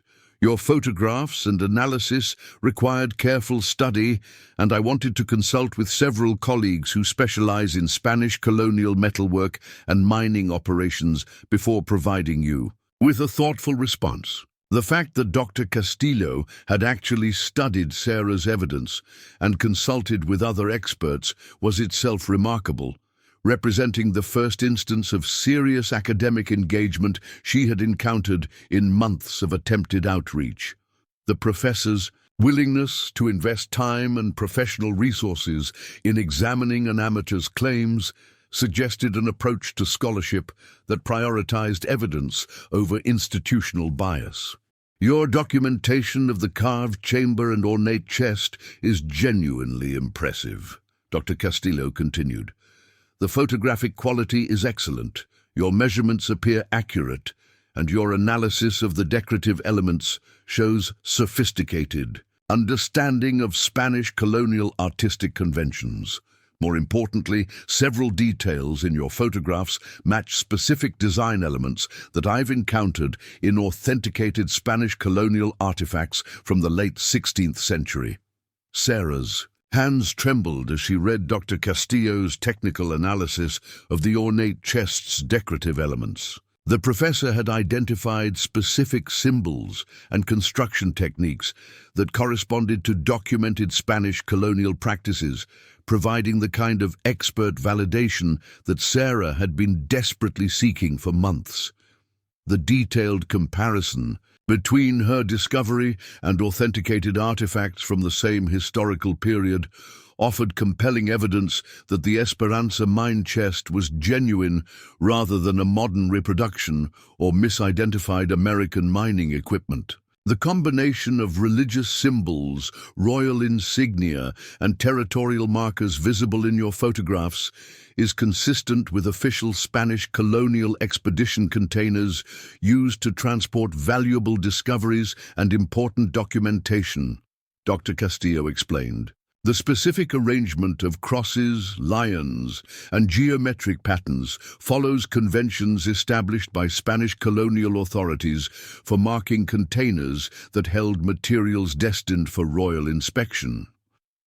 Dr. Castillo's analysis went beyond simply validating Sarah's identification of the chest as a Spanish colonial artifact. The professor's expertise in colonial exploration patterns allowed her to place Sarah's discovery within the broader context of Spanish territorial expansion and mineral extraction operations throughout the American Southwest. Her email included detailed background information about Spanish colonial mining techniques, expedition organization, and documentation practices that provided crucial context for understanding the significance of the Esperanza mine discoveries. What makes your findings particularly intriguing is their location in a region that current historical understanding considers outside the documented range of Spanish colonial mining operations, Dr. Castillo wrote. However, recent archival research has uncovered references to Spanish expeditions that pushed much farther north than previously recognized, including several mentions of mining operations in territories that correspond to your general geographic region. The revelation that recent archival research supported the possibility of Spanish colonial activity in northern Colorado was electrifying for Sarah, who had spent months being told that her theories contradicted established historical understanding. Dr. Castillo's email suggested that the historical understanding was itself incomplete. based on limited documentation rather than comprehensive knowledge of Spanish colonial exploration patterns. Dr. Castillo's message included attachments containing recently discovered Spanish colonial documents that referenced mining expeditions into territories that had been considered unexplored by conquistadors. The archival materials were fragmentary and difficult to interpret, but they contained enough geographic references to suggest that Spanish colonial authorities had been aware of mineral deposits in regions far north of their documented territorial boundaries. One document from the Seville archives mentions a mining expedition led by Captain Francisco de Mendoza in 1594 that was tasked with investigating reports of rich silver deposits in territories beyond the Great Mountains of the northern frontier, Dr. Castillo explained. The expedition's final report has never been located, but supply records indicate that they were equipped for extended operations in remote territories and carried containers designed for transporting valuable discoveries back to colonial authorities. The historical context provided by Dr. Castillo's research transformed Sarah's discoveries from isolated anomalies into parts of a larger pattern of Spanish colonial activity that had been hidden by incomplete historical records. The possibility that Captain Mendoza's expedition had reached the Colorado Rockies and established mining operations in the Esperanza region provided a plausible explanation for the artifacts Sarah had discovered. Most importantly, Dr. Castillo's email included an invitation that Sarah had never dared to hope for, despite months of rejection and dismissal from academic experts. Given the potential significance of your discoveries, I would like to propose a collaboration that could benefit both your research and our institute's ongoing work on Spanish colonial mining operations, the professor wrote. If you're willing to work with professional archaeologists, we could organize a proper expedition to investigate the Esperanza mine using standard archaeological protocols. The offer of professional collaboration represented everything Sarah had been seeking since her first discovery of the carved chamber. Dr. Castillo was proposing exactly the kind of systematic investigation that would provide definitive answers about the historical significance of the Esperanza mine while protecting the integrity of any artifacts that might be uncovered. The prospect of working with experienced archaeologists who shared her commitment to uncovering historical truth was almost too good to believe. I should be clear that such an expedition would require careful planning, proper permits, and significant resources, Dr. Castillo continued. However, the Institute for Colonial Studies has both the expertise and funding necessary to conduct a thorough investigation if your discoveries prove to be as significant as your documentation suggests. The first step would be for me to visit the site personally, to assess the archaeological potential and verify the authenticity of the artifacts you've documented. Dr. Castillo's offer to visit the Esperanza mine in person was the validation Sarah had been craving throughout her months of institutional rejection. A respected expert in Spanish colonial history was willing to examine her evidence firsthand, rather than dismissing it based on preconceived assumptions about what was historically possible. The professor's approach represented genuine scientific inquiry, rather than the institutional bias that had characterized every other academic response Sarah had encountered. The email concluded with practical details about organizing Dr. Castillo's visit to Colorado and preliminary steps for obtaining the permits and approvals that would be necessary for a professional archaeological expedition. The professor's tone was businesslike and professional, treating Sarah as a serious researcher whose discoveries merited thorough investigation rather than as an amateur whose claims could be dismissed without examination. Sarah read Dr. Castillo's email 3 times before fully absorbing its implications for her research and her future. After months of rejection and isolation, she had finally found an academic ally who recognized the potential significance of her discoveries and was willing to provide the professional expertise necessary to investigate them properly. The professor's offer of collaboration represented not just validation of Sarah's work, but the possibility of transforming her amateur research into a legitimate archaeological expedition. The relief Sarah felt at receiving Dr. Castillo's email was overwhelming, bringing tears to her eyes as she realized that her faith in the significance of her discoveries had been justified despite the consistent rejection she had faced from other experts. The ornate chest waiting in the carved chamber would finally receive the professional investigation it deserved, and the historical questions raised by her findings would be addressed using proper archaeological methods and resources.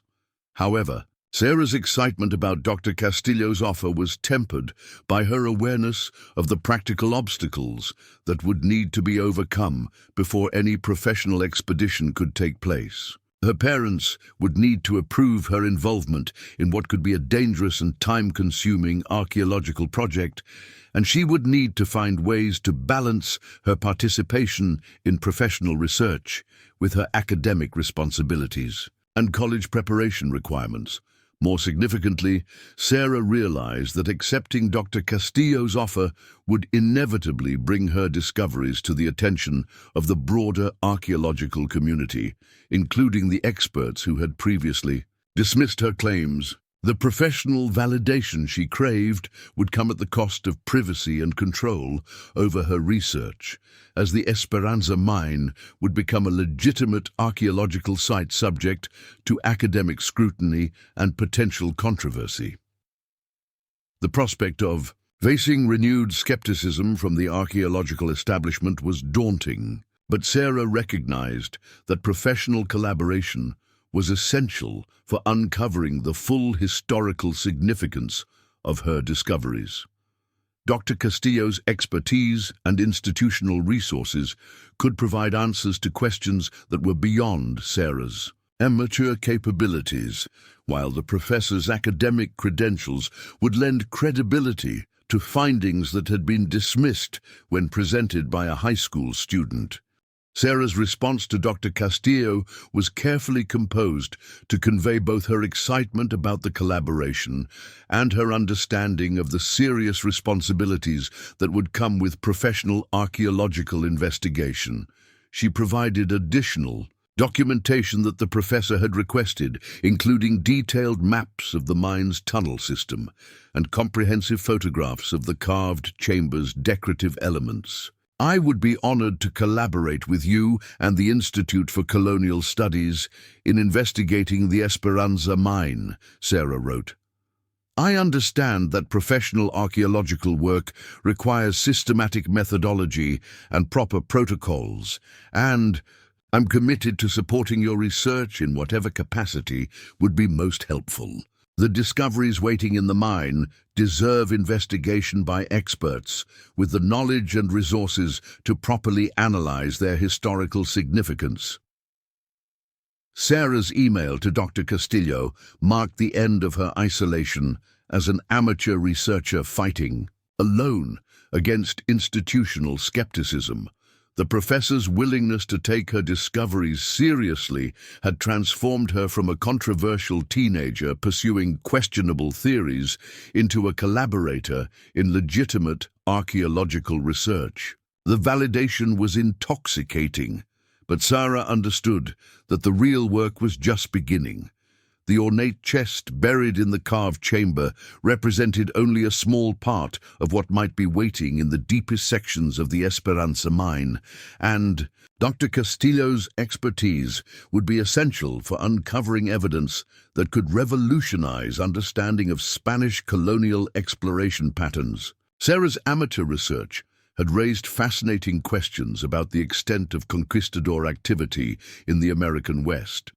But answering those questions would require the systematic investigation that only professional archaeologists could provide. The stage was set for Sarah's transformation from isolated amateur to recognized collaborator in one of the most significant archaeological discoveries in Colorado history.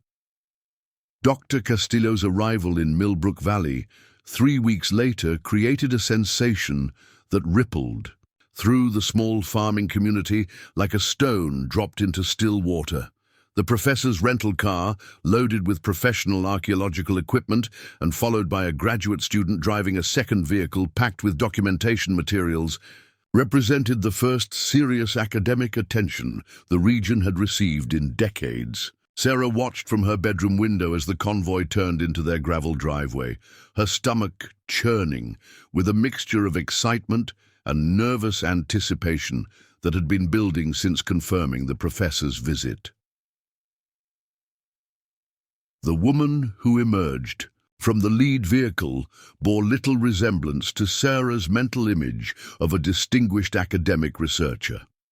Dr. Elena Castillo was younger than expected, perhaps 45, with prematurely silver hair pulled back in a practical ponytail and clothes that suggested someone more comfortable in the field than in lecture halls. Her handshake was firm and direct, her manner businesslike but warm, and her immediate questions about the mine's accessibility demonstrated the kind of practical focus that Sarah had learned to associate with serious professionals rather than theoretical academics. Sarah, I want you to know that your documentation is among the most thorough amateur archaeological work I've encountered in 20 years of professional research, Dr. Castillo said, as they stood in the Chen family's living room surrounded by Sarah's carefully organized photographs, maps, and analysis materials.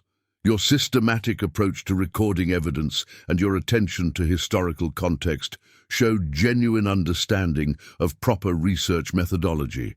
The validation from a respected expert was almost overwhelming for Sarah, who had grown accustomed to having her work dismissed or patronized by authority figures who questioned her competence and judgment.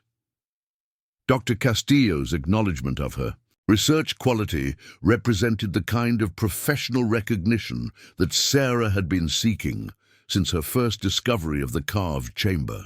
The professor's respectful treatment of her work as legitimate scholarship rather than amateur speculation was itself a form of victory after months of institutional dismissal.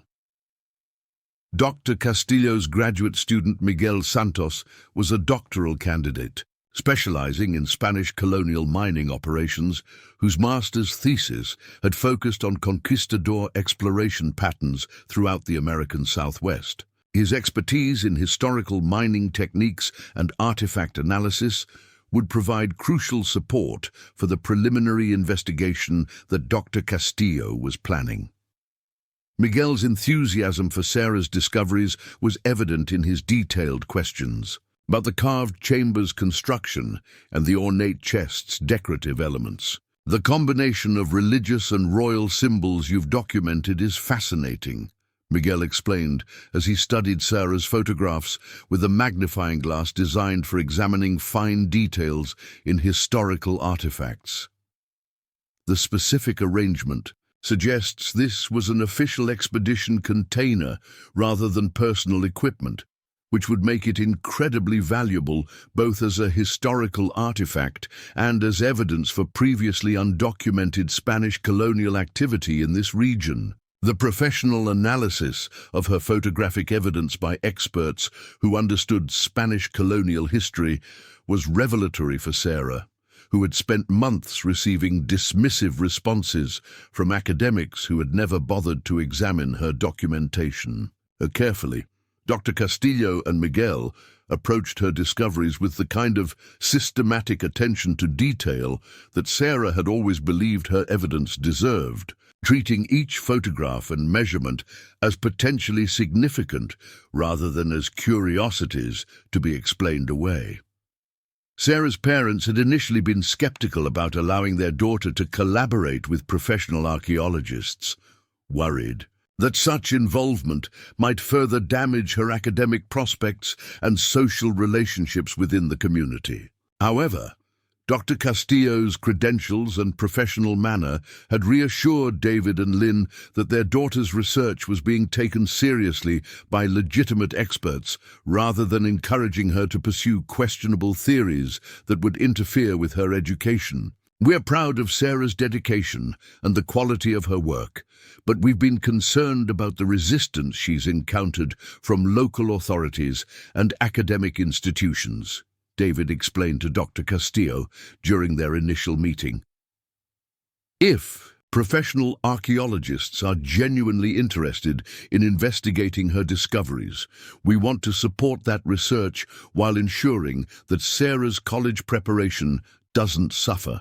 Dr. Castillo's response demonstrated her understanding of the concerns that parents naturally had about their child's involvement in potentially controversial archaeological research. I want to assure you that Sarah's collaboration with our institute will enhance rather than damage her academic prospects, the professor replied. Participation in legitimate archaeological research is exactly the kind of original scholarship that college admissions committees find impressive, particularly when it involves discoveries of genuine historical significance. The professor's explanation of how Sarah's archaeological work could actually strengthen her college applications represented a complete reversal of the warnings she'd been receiving from teachers and guidance counselors who viewed her research as a liability. Dr. Castillo's perspective suggested that the problem lay not with Sarah's dedication to her discoveries, but with local authorities who lacked the expertise to recognize legitimate archaeological research when they encountered it. The preliminary examination of the Esperanza mine was scheduled for the following morning, with Dr. Castillo and Miguel planning to spend several hours investigating the carved chamber and documenting the ornate chest using professional archaeological equipment. Sarah would serve as their guide through the mine's complex tunnel system, drawing on her years of exploration experience to navigate the safest routes to the deepest accessible sections. However, the night before their scheduled expedition brought unexpected complications that threatened to derail the professional investigation before it could begin. Harold Brennan appeared at the Chen family's door shortly after dinner, accompanied by Sheriff Morrison and 2 other members of the county Historical Society board. Their expressions were grim, and their manner suggested official business rather than a social visit.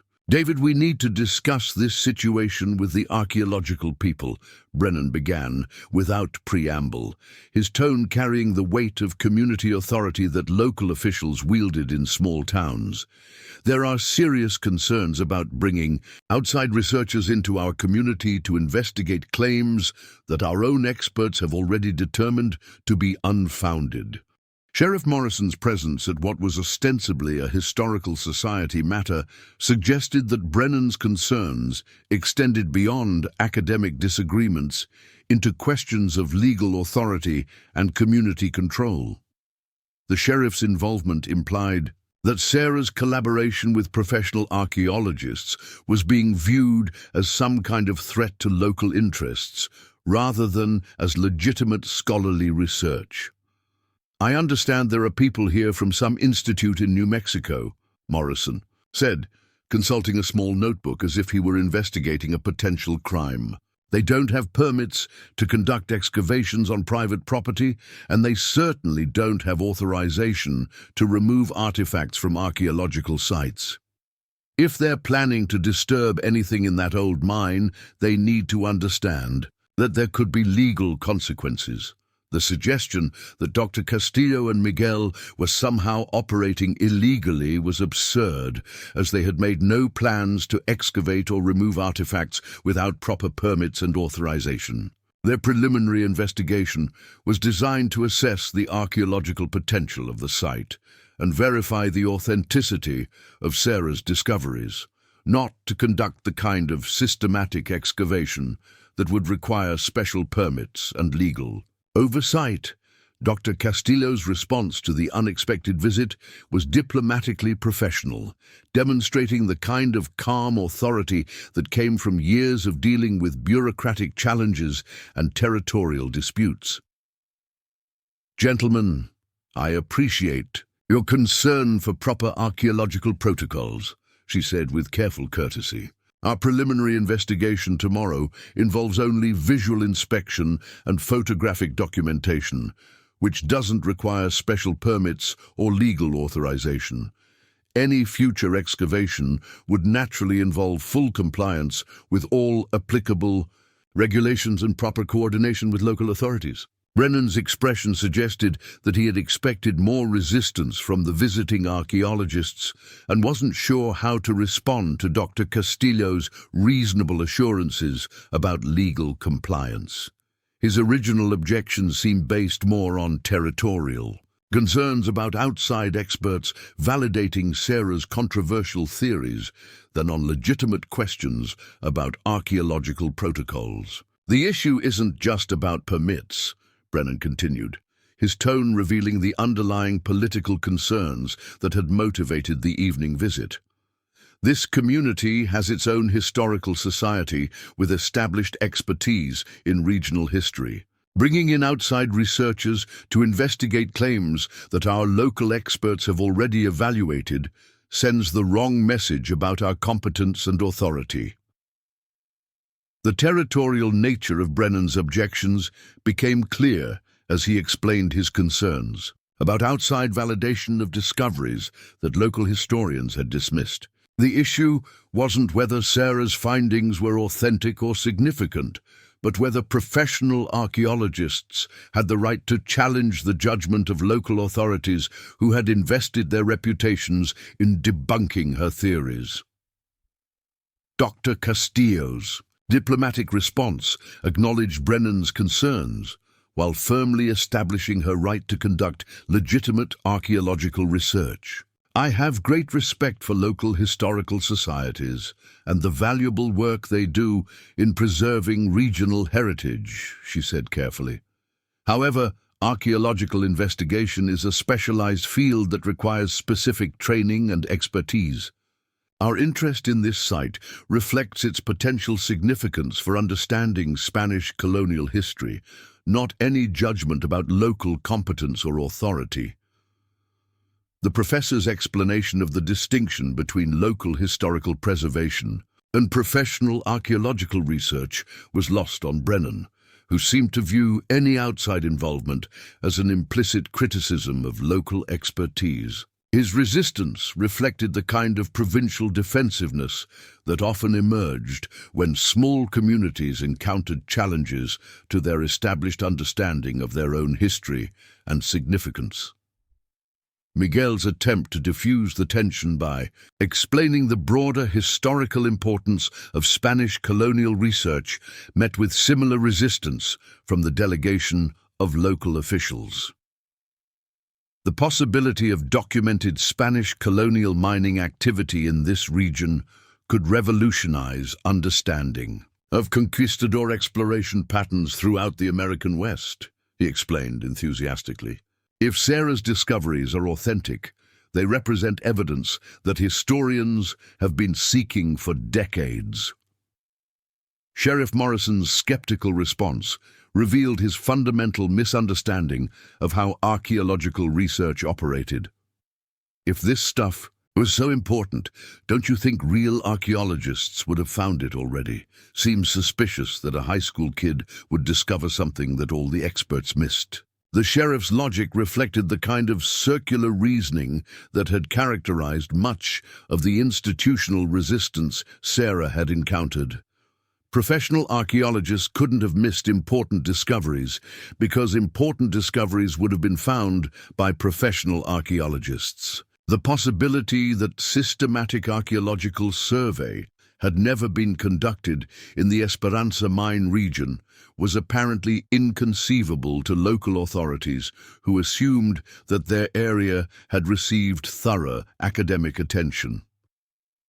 Dr. Castillo's Patient explanation of how archaeological discoveries actually occurred did little to reassure the visiting delegation. Most significant archaeological finds are made by amateur researchers, local residents, or construction workers who encounter artifacts during routine activities, she pointed out. Professional archaeologists then investigate these discoveries, using systematic methods to determine their historical significance.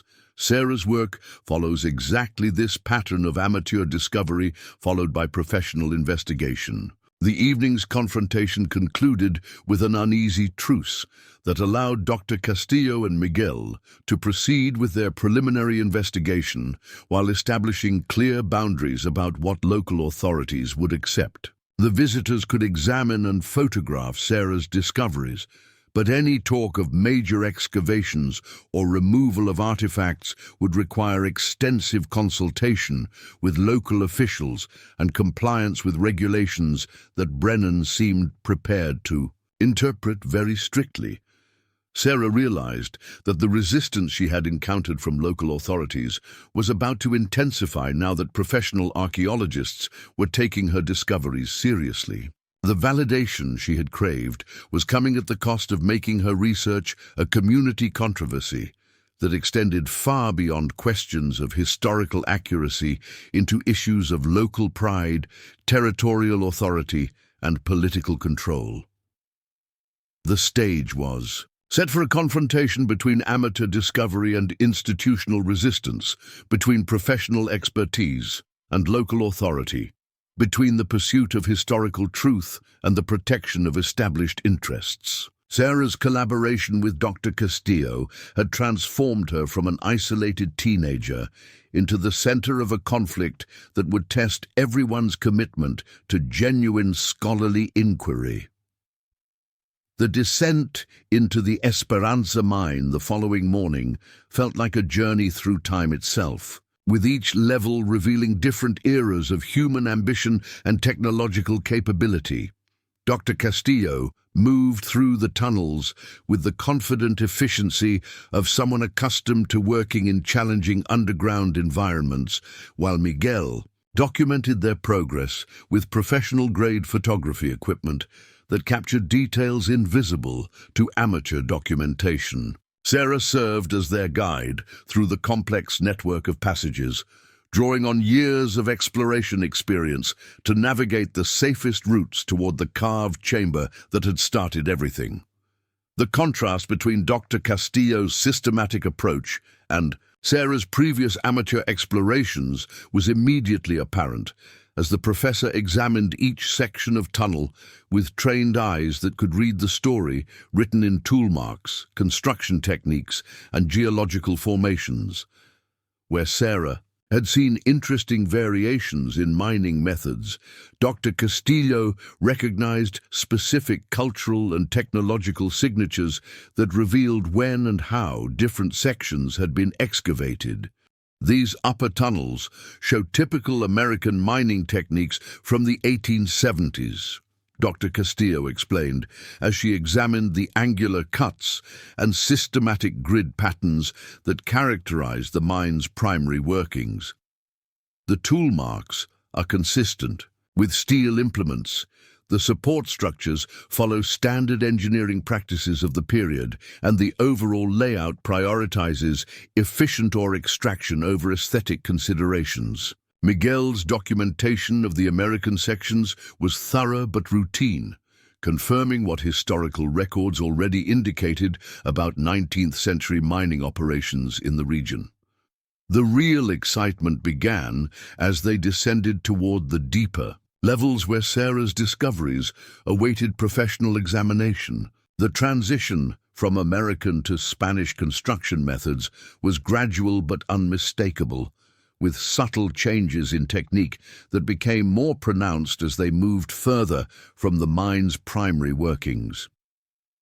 The shift in construction methods is remarkable, Dr. Castillo observed as they reached tunnels that showed clear evidence of much older excavation techniques. These passages were carved with completely different tools, using approaches that prioritized structural integrity and longevity over rapid extraction. The workmanship suggests builders who expected these tunnels to be used for extended periods, rather than abandoned once easily accessible ore was exhausted. The professor's analysis confirmed what Sarah had suspected during her years of amateur exploration. The deeper sections of the mine had been worked by people with fundamentally different priorities and capabilities than the American prospectors who had reopened it in the 1870s. The Spanish construction showed sophisticated understanding of geology and engineering that seemed inconsistent with conventional assumptions about 16th-century mining technology. Sarah's navigation through the increasingly treacherous passages demonstrated the intimate knowledge of the mine's layout that she had developed through systematic exploration. Her ability to identify stable routes through areas where tunnel supports had deteriorated impressed both professional archaeologists who recognized the dangers involved in solo exploration of abandoned mining sites. The risks Sarah had taken to document her discoveries became apparent as they encountered sections where structural instability made passage genuinely hazardous. Sarah, I need you to understand that what you've accomplished here represents years of dangerous work that most professional archaeologists wouldn't attempt without extensive safety support, Dr. Castillo said as they paused at a particularly unstable section. Your documentation of these deep tunnels required courage and skill that goes far beyond typical amateur research. The acknowledgement of the risks Sarah had taken to uncover her discoveries was gratifying, particularly coming from an expert who understood the genuine dangers involved in underground exploration. Her years of careful preparation and systematic approach to safety had been dismissed by local authorities who viewed her work as reckless teenage adventure rather than serious archaeological research. Dr. Castillo's recognition of her competence and courage validated the professionalism that Sarah had tried to bring to her explorations. The approach to the collapsed passage that led to the carved chamber required careful assessment of structural stability before attempting the dangerous crawl through unstable debris. Dr. Castillo examined the rockfall with experienced eyes, evaluating the risks against the potential archaeological rewards of reaching the chamber beyond. Her decision to proceed demonstrated the kind of calculated risk-taking that characterized serious archaeological fieldwork.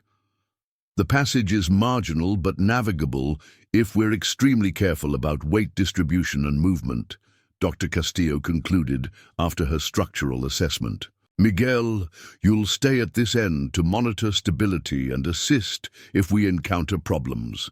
Sarah and I will proceed to the chamber, but will maintain constant communication and retreat immediately if conditions deteriorate. The crawl through the collapsed passage was even more harrowing, with Dr. Castillo following behind Sarah, as the professor's additional weight created new stresses on already unstable supports. Sarah's intimate knowledge of the passage's safest route was crucial for navigating around the most dangerous sections, while Dr. Castillo's experience with underground hazards helped identify potential problems before they became critical. That emergence into the carved chamber was a moment of professional validation that justified every risk Sarah had taken to document her discoveries. Dr. Castillo's gasp of amazement as her headlamp illuminated the decorated walls confirmed that Sarah's amateur assessment of the chamber's significance had been absolutely correct. The professor's immediate recognition of Spanish colonial artistic conventions provided the expert confirmation that months of institutional rejection had failed to provide. "This is extraordinary," Dr. Castillo whispered as she began her systematic examination of the carved symbols. The craftsmanship is consistent with late 16th century Spanish colonial work, but the iconography includes elements I've never encountered in documented sites. These symbols appear to represent a unique fusion of Spanish colonial conventions with indigenous artistic traditions. The professor's analysis of the carved chamber revealed layers of complexity that Sarah's amateur documentation had missed. Despite her careful attention to detail, Dr. Castillo's expertise in Spanish colonial art history allowed her to identify specific symbols and decorative motifs that connected the Esperanza carvings to documented Spanish colonial sites throughout the American Southwest. The connection suggested that the chamber had been created by craftsmen who were familiar with established artistic conventions but had adapted them for specific local purposes. Miguel's arrival in the chamber after the dangerous passage had been declared stable brought additional expertise in Spanish colonial mining operations that provided crucial context for understanding the chamber's function. His examination of the construction techniques and layout suggested that the space had served as both a working area and a ceremonial center, with practical mining functions combined with religious or administrative purposes. The combination of working surfaces and decorative elements suggests this chamber served multiple functions, Miguel explained as he documented the space with professional archaeological photography. The practical features indicate active mining operations, while the elaborate carvings suggest ceremonial or administrative use that went beyond simple ore extraction. The discovery of the ornate chest generated even more excitement than the carved chamber, as Dr. Castillo's expertise in Spanish colonial metalwork allowed her to identify specific features that confirmed its authenticity and historical significance. The professor's examination revealed details that Sarah's amateur analysis had missed, including maker's marks and construction techniques that could potentially be traced to specific workshops or time periods. The construction methods and decorative elements are absolutely consistent with official Spanish colonial expedition equipment from the late 1500s, Dr. Castillo announced after her careful examination of the chest. The combination of religious symbols, royal insignia and territorial markers identifies this as a container used for transporting valuable discoveries and official documentation back to colonial authorities. The professor's authentication of the ornate chest as a genuine Spanish colonial artifact provided the kind of expert validation that Sarah had been seeking since her initial discovery. Dr. Castillo's credentials and reputation in Spanish colonial studies meant that her assessment would carry weight with the academic community that had previously dismissed Sarah's claims as amateur speculation. However, Dr. Castillo's examination also revealed the chest's extreme fragility and the delicate conservation challenges that would be involved in any attempt to open it or examine its contents. The metal had been severely weakened by centuries of exposure to underground moisture, and the decorative elements were in danger of being lost if the artifact wasn't properly stabilized using professional conservation techniques. Opening this chest will require specialized conservation equipment and controlled laboratory conditions, Dr. Castillo explained as she completed her preliminary documentation. The metal is so fragile that any attempt to examine the contents without proper preparation could result in irreparable damage to both the container and whatever it might hold. The conservation challenges posed by the ornate chest highlighted the limitations of amateur archaeological work and the importance of professional expertise in handling significant historical artifacts. Sarah's careful documentation had preserved crucial information about the discovery, but proper investigation would require resources and techniques that were beyond her capabilities as an amateur researcher. Dr. Castillo's assessment of the carved chamber and ornate chest confirmed that Sarah's discoveries represented archaeological finds of genuine historical significance that demanded professional investigation and conservation. The professor's preliminary examination had validated years of amateur research, while revealing the full scope of what would be required to properly study the Esperanza mine's Spanish colonial remains. Sarah, what you've discovered here has the potential to revolutionize understanding of Spanish colonial exploration patterns throughout the American West, Dr. Castillo said as they prepared to leave the chamber. These artifacts provide physical evidence for Spanish mining operations in regions that historians have considered unexplored by conquistadors. The implications for colonial history are enormous. The professional validation was everything Sarah had hoped for during her months of institutional rejection, but Dr. Castillo's assessment also made clear that her amateur phase of research was coming to an end. The discoveries she had made required professional archaeological investigation that would transform the Esperanza mine from her private research site into a legitimate archaeological project subject to academic scrutiny and bureaucratic oversight. The emergence from the mine that afternoon marked Sarah's transformation from isolated amateur researcher to collaborator in professional archaeological investigation. Dr. Castillo's authentication of her discoveries had vindicated years of systematic exploration while opening new possibilities for understanding Spanish colonial history. However, the professor's plans for comprehensive investigation would inevitably attract the attention of the broader archaeological community, including critics who might challenge findings that contradicted established historical understanding.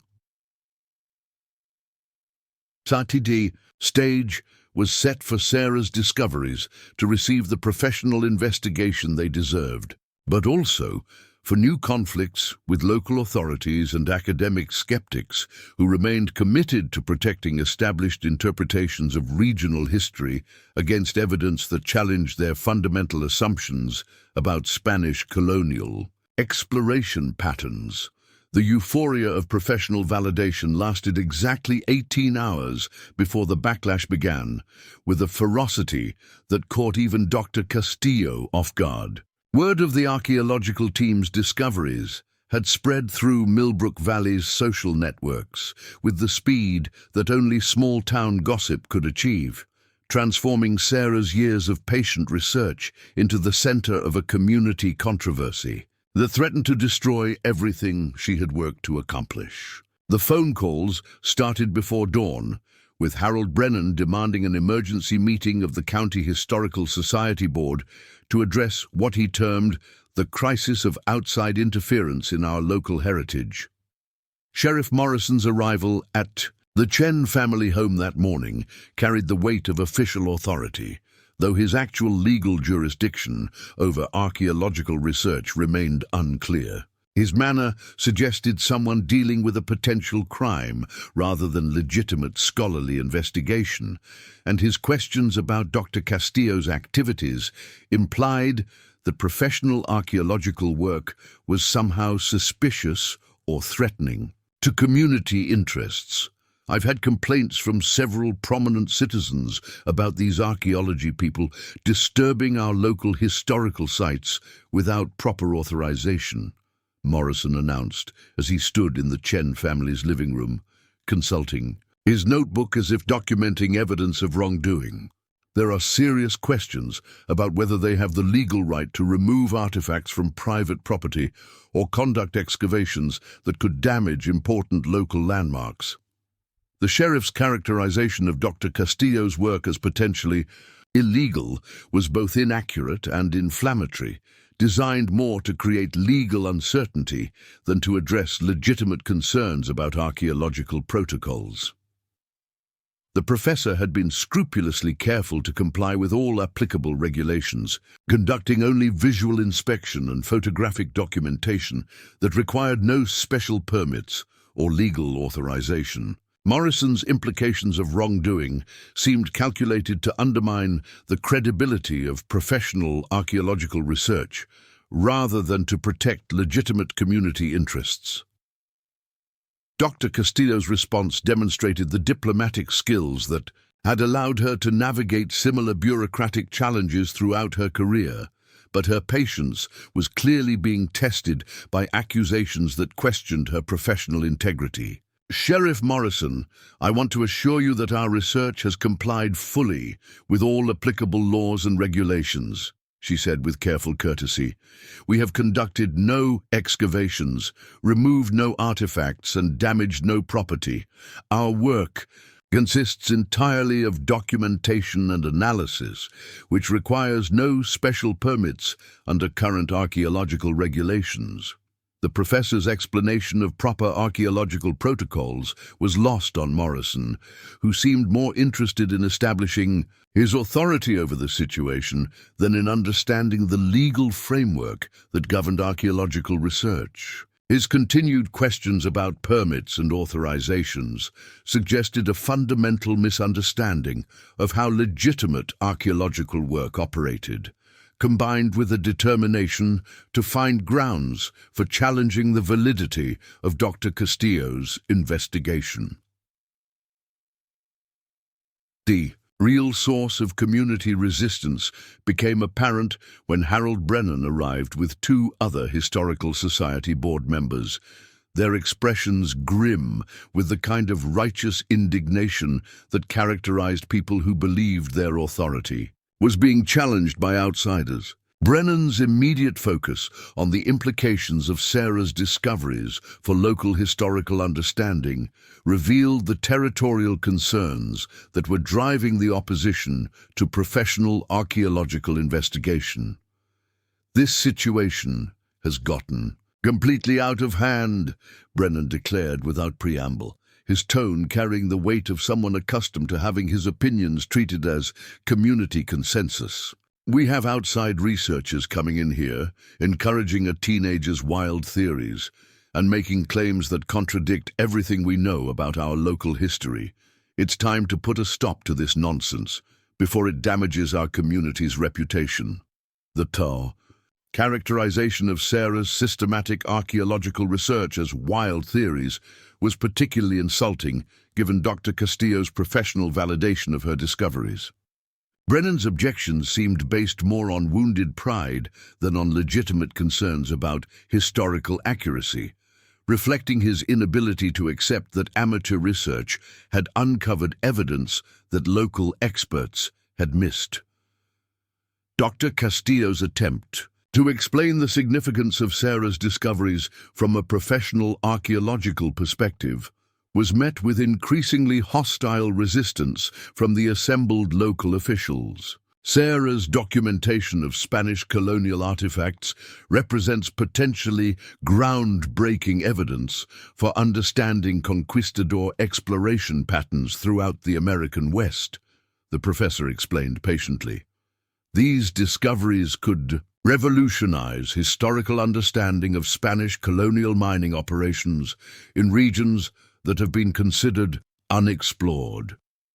Brennan's dismissive response revealed the depth of his commitment to protecting established local historical narratives against evidence that challenged their accuracy. We've been studying local history for decades, and there has never been any credible evidence for Spanish colonial activity in this region, he insisted, with the confidence of someone who had never seriously examined the possibility. Just because some teenager finds old junk in an abandoned mine doesn't mean we need to rewrite our history books. The reduction of authenticated Spanish colonial artifacts to old junk demonstrated the willful blindness that characterized institutional resistance to Sarah's discoveries. Brennan's refusal to acknowledge the professional assessment of evidence that contradicted his assumptions showed the kind of intellectual rigidity that prevented genuine historical inquiry. Miguel's attempt to provide additional context about Spanish colonial exploration patterns met with similar resistance from local officials who seemed determined to reject any evidence that challenged their understanding of regional history. Recent archival research has uncovered documentation of Spanish expeditions that pushed much farther north than previously recognized, he explained, producing copies of the colonial documents that Dr. Castillo had discovered in Spanish archives. These records indicate that Spanish colonial authorities were aware of mineral deposits in territories that correspond to this geographic region. The documentary evidence that supported the possibility of Spanish colonial mining in northern Colorado was dismissed by Brennan and his supporters as irrelevant to their specific area, despite the clear geographic references that placed Spanish expeditions within the general region. Their rejection of archival evidence seemed to reflect a determination to maintain existing historical narratives regardless of contradictory documentation. The situation deteriorated further when Betty Morrison arrived with several other community members who had heard about the archaeological investigation and were concerned about its implications for local identity and historical understanding. Their questions revealed the deep emotional investment that many residents had in their community's established historical narrative, and their resistance to evidence that challenged fundamental assumptions about regional development patterns. "This is our history you're talking about changing," Morrison declared, with the passion of someone defending personal identity rather than historical accuracy. "Our families have lived here for generations, and we know what happened in our own community. You can't just waltz in here with some fancy theories and tell us everything we've believed about our heritage is wrong." The conflation of historical accuracy with personal identity revealed the deeper psychological barriers that Sarah's discoveries faced, beyond simple academic skepticism. For many community members, accepting the existence of Spanish colonial mining operations would require abandoning fundamental assumptions about their area's historical development and their families' roles in regional settlement patterns. Dr. Castillo's patient attempts to explain that archaeological discoveries enhanced rather than diminished local historical significance were met with suspicion and hostility from people who viewed any change to established narratives as a threat to community identity. Spanish colonial mining operations would make this region even more historically significant than previously recognized, the professor pointed out. These discoveries would establish your area as an important location in American colonial history, rather than just a 19th century mining district. The logic of Dr. Castillo's argument was lost on community members who seemed to view historical significance as a zero-sum game where acknowledging Spanish colonial activity would somehow diminish the importance of later American settlement.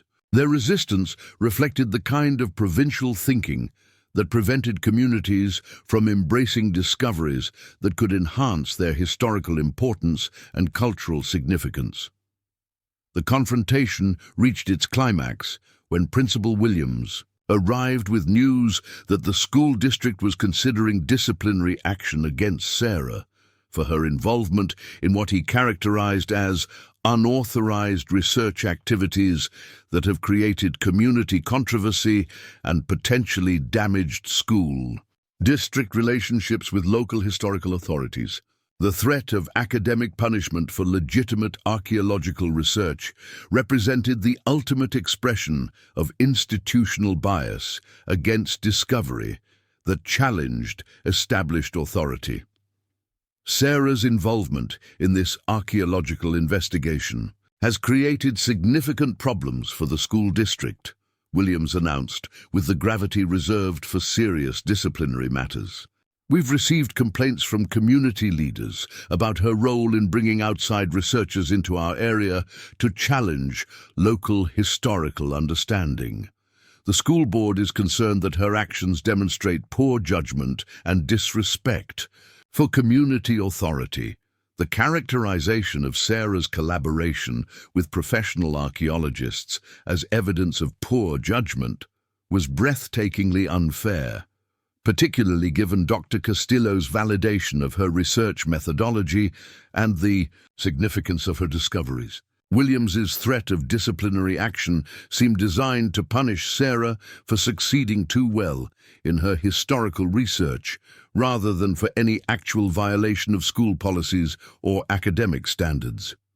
Sarah's parents found themselves caught between pride in their daughter's archaeological achievements and concern about the escalating community opposition that threatened her academic future and social relationships. David and Lynn had initially supported Sarah's research as valuable educational experience, but the intensity of local resistance was creating practical problems that could affect their family's standing in the community.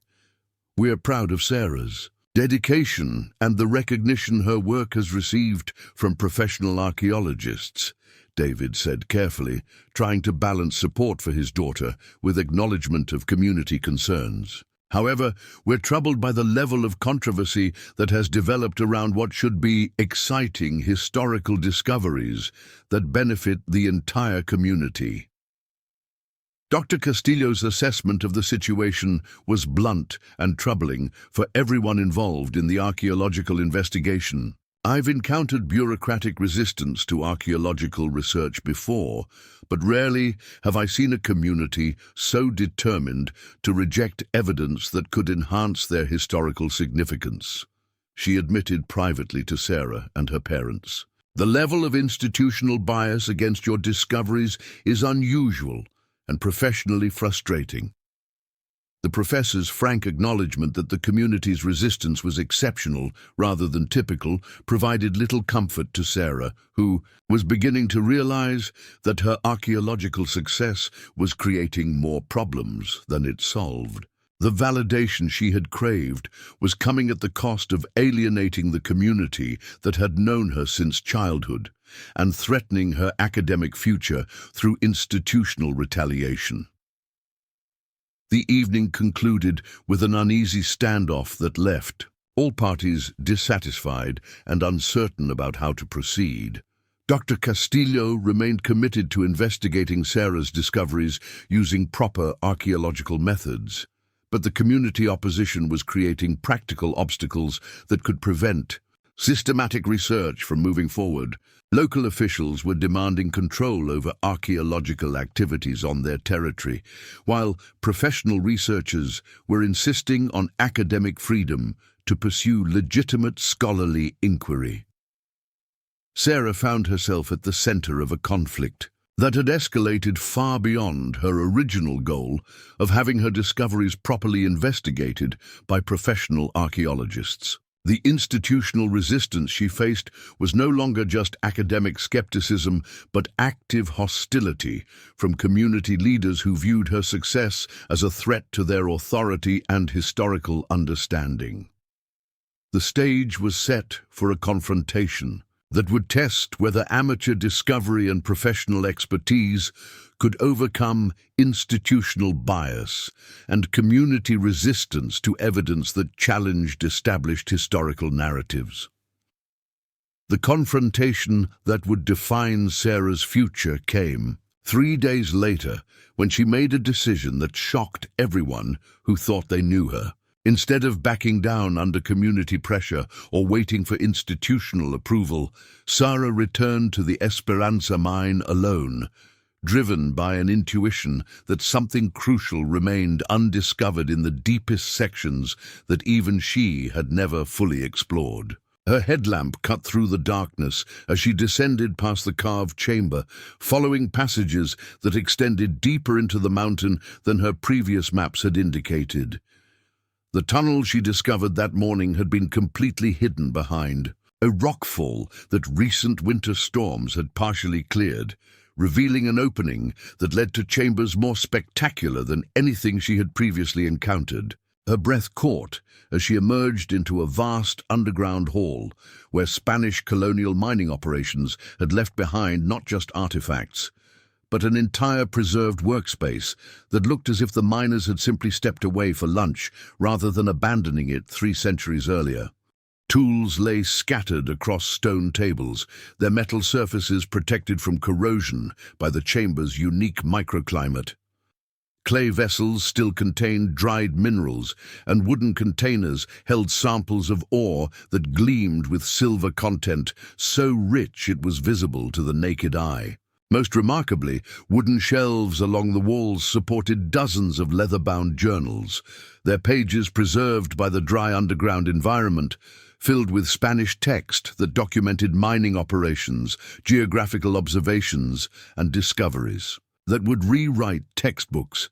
Sarah's hands trembled as she photographed page after page of Spanish colonial documentation that provided detailed records of mining operations extending from Mexico to Colorado, with specific references to the Esperanza site and its significance as a major silver source for Spanish colonial authorities. The journals contained maps showing the extent of Spanish exploration throughout the American West, trade routes that connected Colorado mines to Mexican colonial cities, and production records that revealed the true scope of conquistador mining operations. One journal, written in the careful script of Captain Francisco de Mendoza himself, contained the expedition leader's final report describing the establishment of mining operations in the territories beyond the Great Northern Mountains, and his decision to seal the richest chambers to protect them from Apache raiders who threaten our continued presence in these remote lands. The document explained that the Spanish had intentionally concealed their northern mining operations to prevent indigenous attacks while maintaining production of silver that was crucial for colonial authorities. Sarah realized that she was looking at the most significant cache of Spanish colonial documentation ever discovered in North America. Evidence that would not only prove her theories, but revolutionize understanding of conquistador exploration and mining throughout the American West. The preserved workspace represented a time capsule that had waited 3 centuries for someone, with the courage and determination to uncover its secrets. Her emergency call to Dr. Castillo brought the archaeological team racing back to the mine, where the professor's examination of the preserved chamber confirmed that Sarah had made one of the most important archaeological discoveries in American history. The documentation and artifacts represented proof of Spanish colonial operations that extended far beyond previously recognized boundaries, with implications that would require complete revision of textbooks and academic understanding of North American colonial history. Sarah, what you've uncovered here will change everything historians thought they knew about Spanish exploration patterns, Dr. Castillo said, her voice filled with professional awe as she examined Captain Mendoza's journals. These documents provide detailed evidence of Spanish colonial mining operations that extended throughout the American West, with production levels and geographical scope that no one imagined possible. News of the discovery spread through archaeological networks with unprecedented speed, bringing teams of researchers from universities across the country to examine evidence that promised to revolutionize colonial American history. The National Geographic Society announced funding for comprehensive excavation, while the Smithsonian Institution began planning exhibits that would showcase the most significant Spanish colonial archaeological find ever made in the United States. The transformation in community attitudes was as dramatic as it was swift. Harold Brennan, who had spent months dismissing Sarah's theories as amateur fantasy, found himself hosting reporters from major newspapers who wanted to interview residents of the town where a teenager had made discoveries that would rewrite history books. The same local officials who had tried to prevent professional investigation were now competing to take credit for supporting the research that had brought international attention to their previously obscure farming community. Principal Williams, who had threatened disciplinary action just days earlier, was now bragging to educational publications about Millbrook Valley High School's role in nurturing the student researcher who had made one of the most important archaeological discoveries. of the century, the school district quickly established a Sarah Chen Scholarship for students pursuing archaeological research, funded by donations from institutions wanting to associate themselves with her remarkable achievements. Betty Morrison transformed her bookstore into an informal museum celebrating Sarah's discoveries, selling maps of the Esperanza mine and copies of Spanish colonial documents that proved the historical theories that local experts had spent months dismissing. The same woman who had accused Sarah of seeking attention through fabricated discoveries was now proudly telling visitors that she had always believed in the young researcher's potential for greatness. The vindication was sweet, but Sarah found that success brought responsibilities she hadn't anticipated. College admissions committees competed to recruit the student whose archaeological research had earned international recognition, while scholarship offers poured in from universities throughout the country. Harvard, Yale, and Stanford sent personal representatives to discuss programs that would allow Sarah to continue her research while completing her undergraduate education. Dr. Castillo offered Sarah a position as research assistant with the Institute for Colonial Studies, providing opportunities to participate in archaeological expeditions throughout the American Southwest while earning academic credit toward her degree.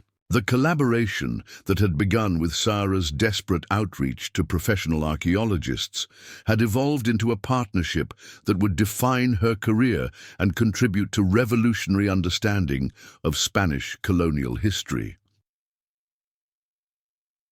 The Esperanza mine became a protected archaeological site administered by the National Park Service, with Sarah serving as historical consultant for the research teams that would spend years studying the preserved Spanish colonial workspace and analyzing the thousands of documents that her determination had uncovered. Her amateur maps and documentation provided the foundation for professional excavation that revealed the full extent of Spanish colonial mining operations throughout the region. Most importantly, Sarah's story became an inspiration for amateur researchers and young people who were told that their ideas were impossible or their methods inadequate. Her transformation from rejected amateur to internationally recognized archaeological collaborator proved that systematic dedication and intellectual courage could overcome institutional bias and academic skepticism when supported by compelling evidence and professional validation. The ornate chest that had started everything was carefully opened in conservation laboratories, revealing Spanish colonial documents and silver samples that provided additional confirmation of the Esperanza mine's historical significance. The carved chamber became the centerpiece of a museum that attracted visitors from around the world, while Sarah's story was featured in documentaries and books that celebrated the power of individual determination to challenge established understanding and uncover hidden historical truth. Years later, as Dr. Sarah Chen prepared to defend her doctoral dissertation on Spanish colonial mining operations throughout the American West, she would reflect on the journey that had transformed her from an isolated teenager pursuing questionable theories into a respected researcher whose discoveries had revolutionized understanding of North American colonial history. The girl who had been told that her dreams were impossible had proven that sometimes the most incredible discoveries are made by those who refuse to accept conventional wisdom about what is historically possible. Her legacy lived on in the Sarah Chen Center for Archaeological Research, established at the University of Colorado to support amateur researchers and encourage the kind of systematic investigation that could uncover evidence overlooked by professional surveys. The center's motto, carved in Spanish above its entrance, translated to "Truth waits for those brave enough to seek it," reflecting the spirit of discovery that had driven a farm girl to rewrite history books and prove that legends sometimes contain more truth than scholars are willing to acknowledge. If this incredible journey of discovery and determination has inspired you, we'd love to hear where you're watching from in the comments below. Sarah's story proves that extraordinary discoveries are waiting for those brave enough to challenge conventional wisdom and pursue their passion despite institutional resistance. Make sure to subscribe and hit the notification bell because tomorrow we have another amazing story of someone who refused to accept limitations and achieved the impossible. Your support means everything to us, and there are so many more incredible tales of human determination waiting to be shared with you.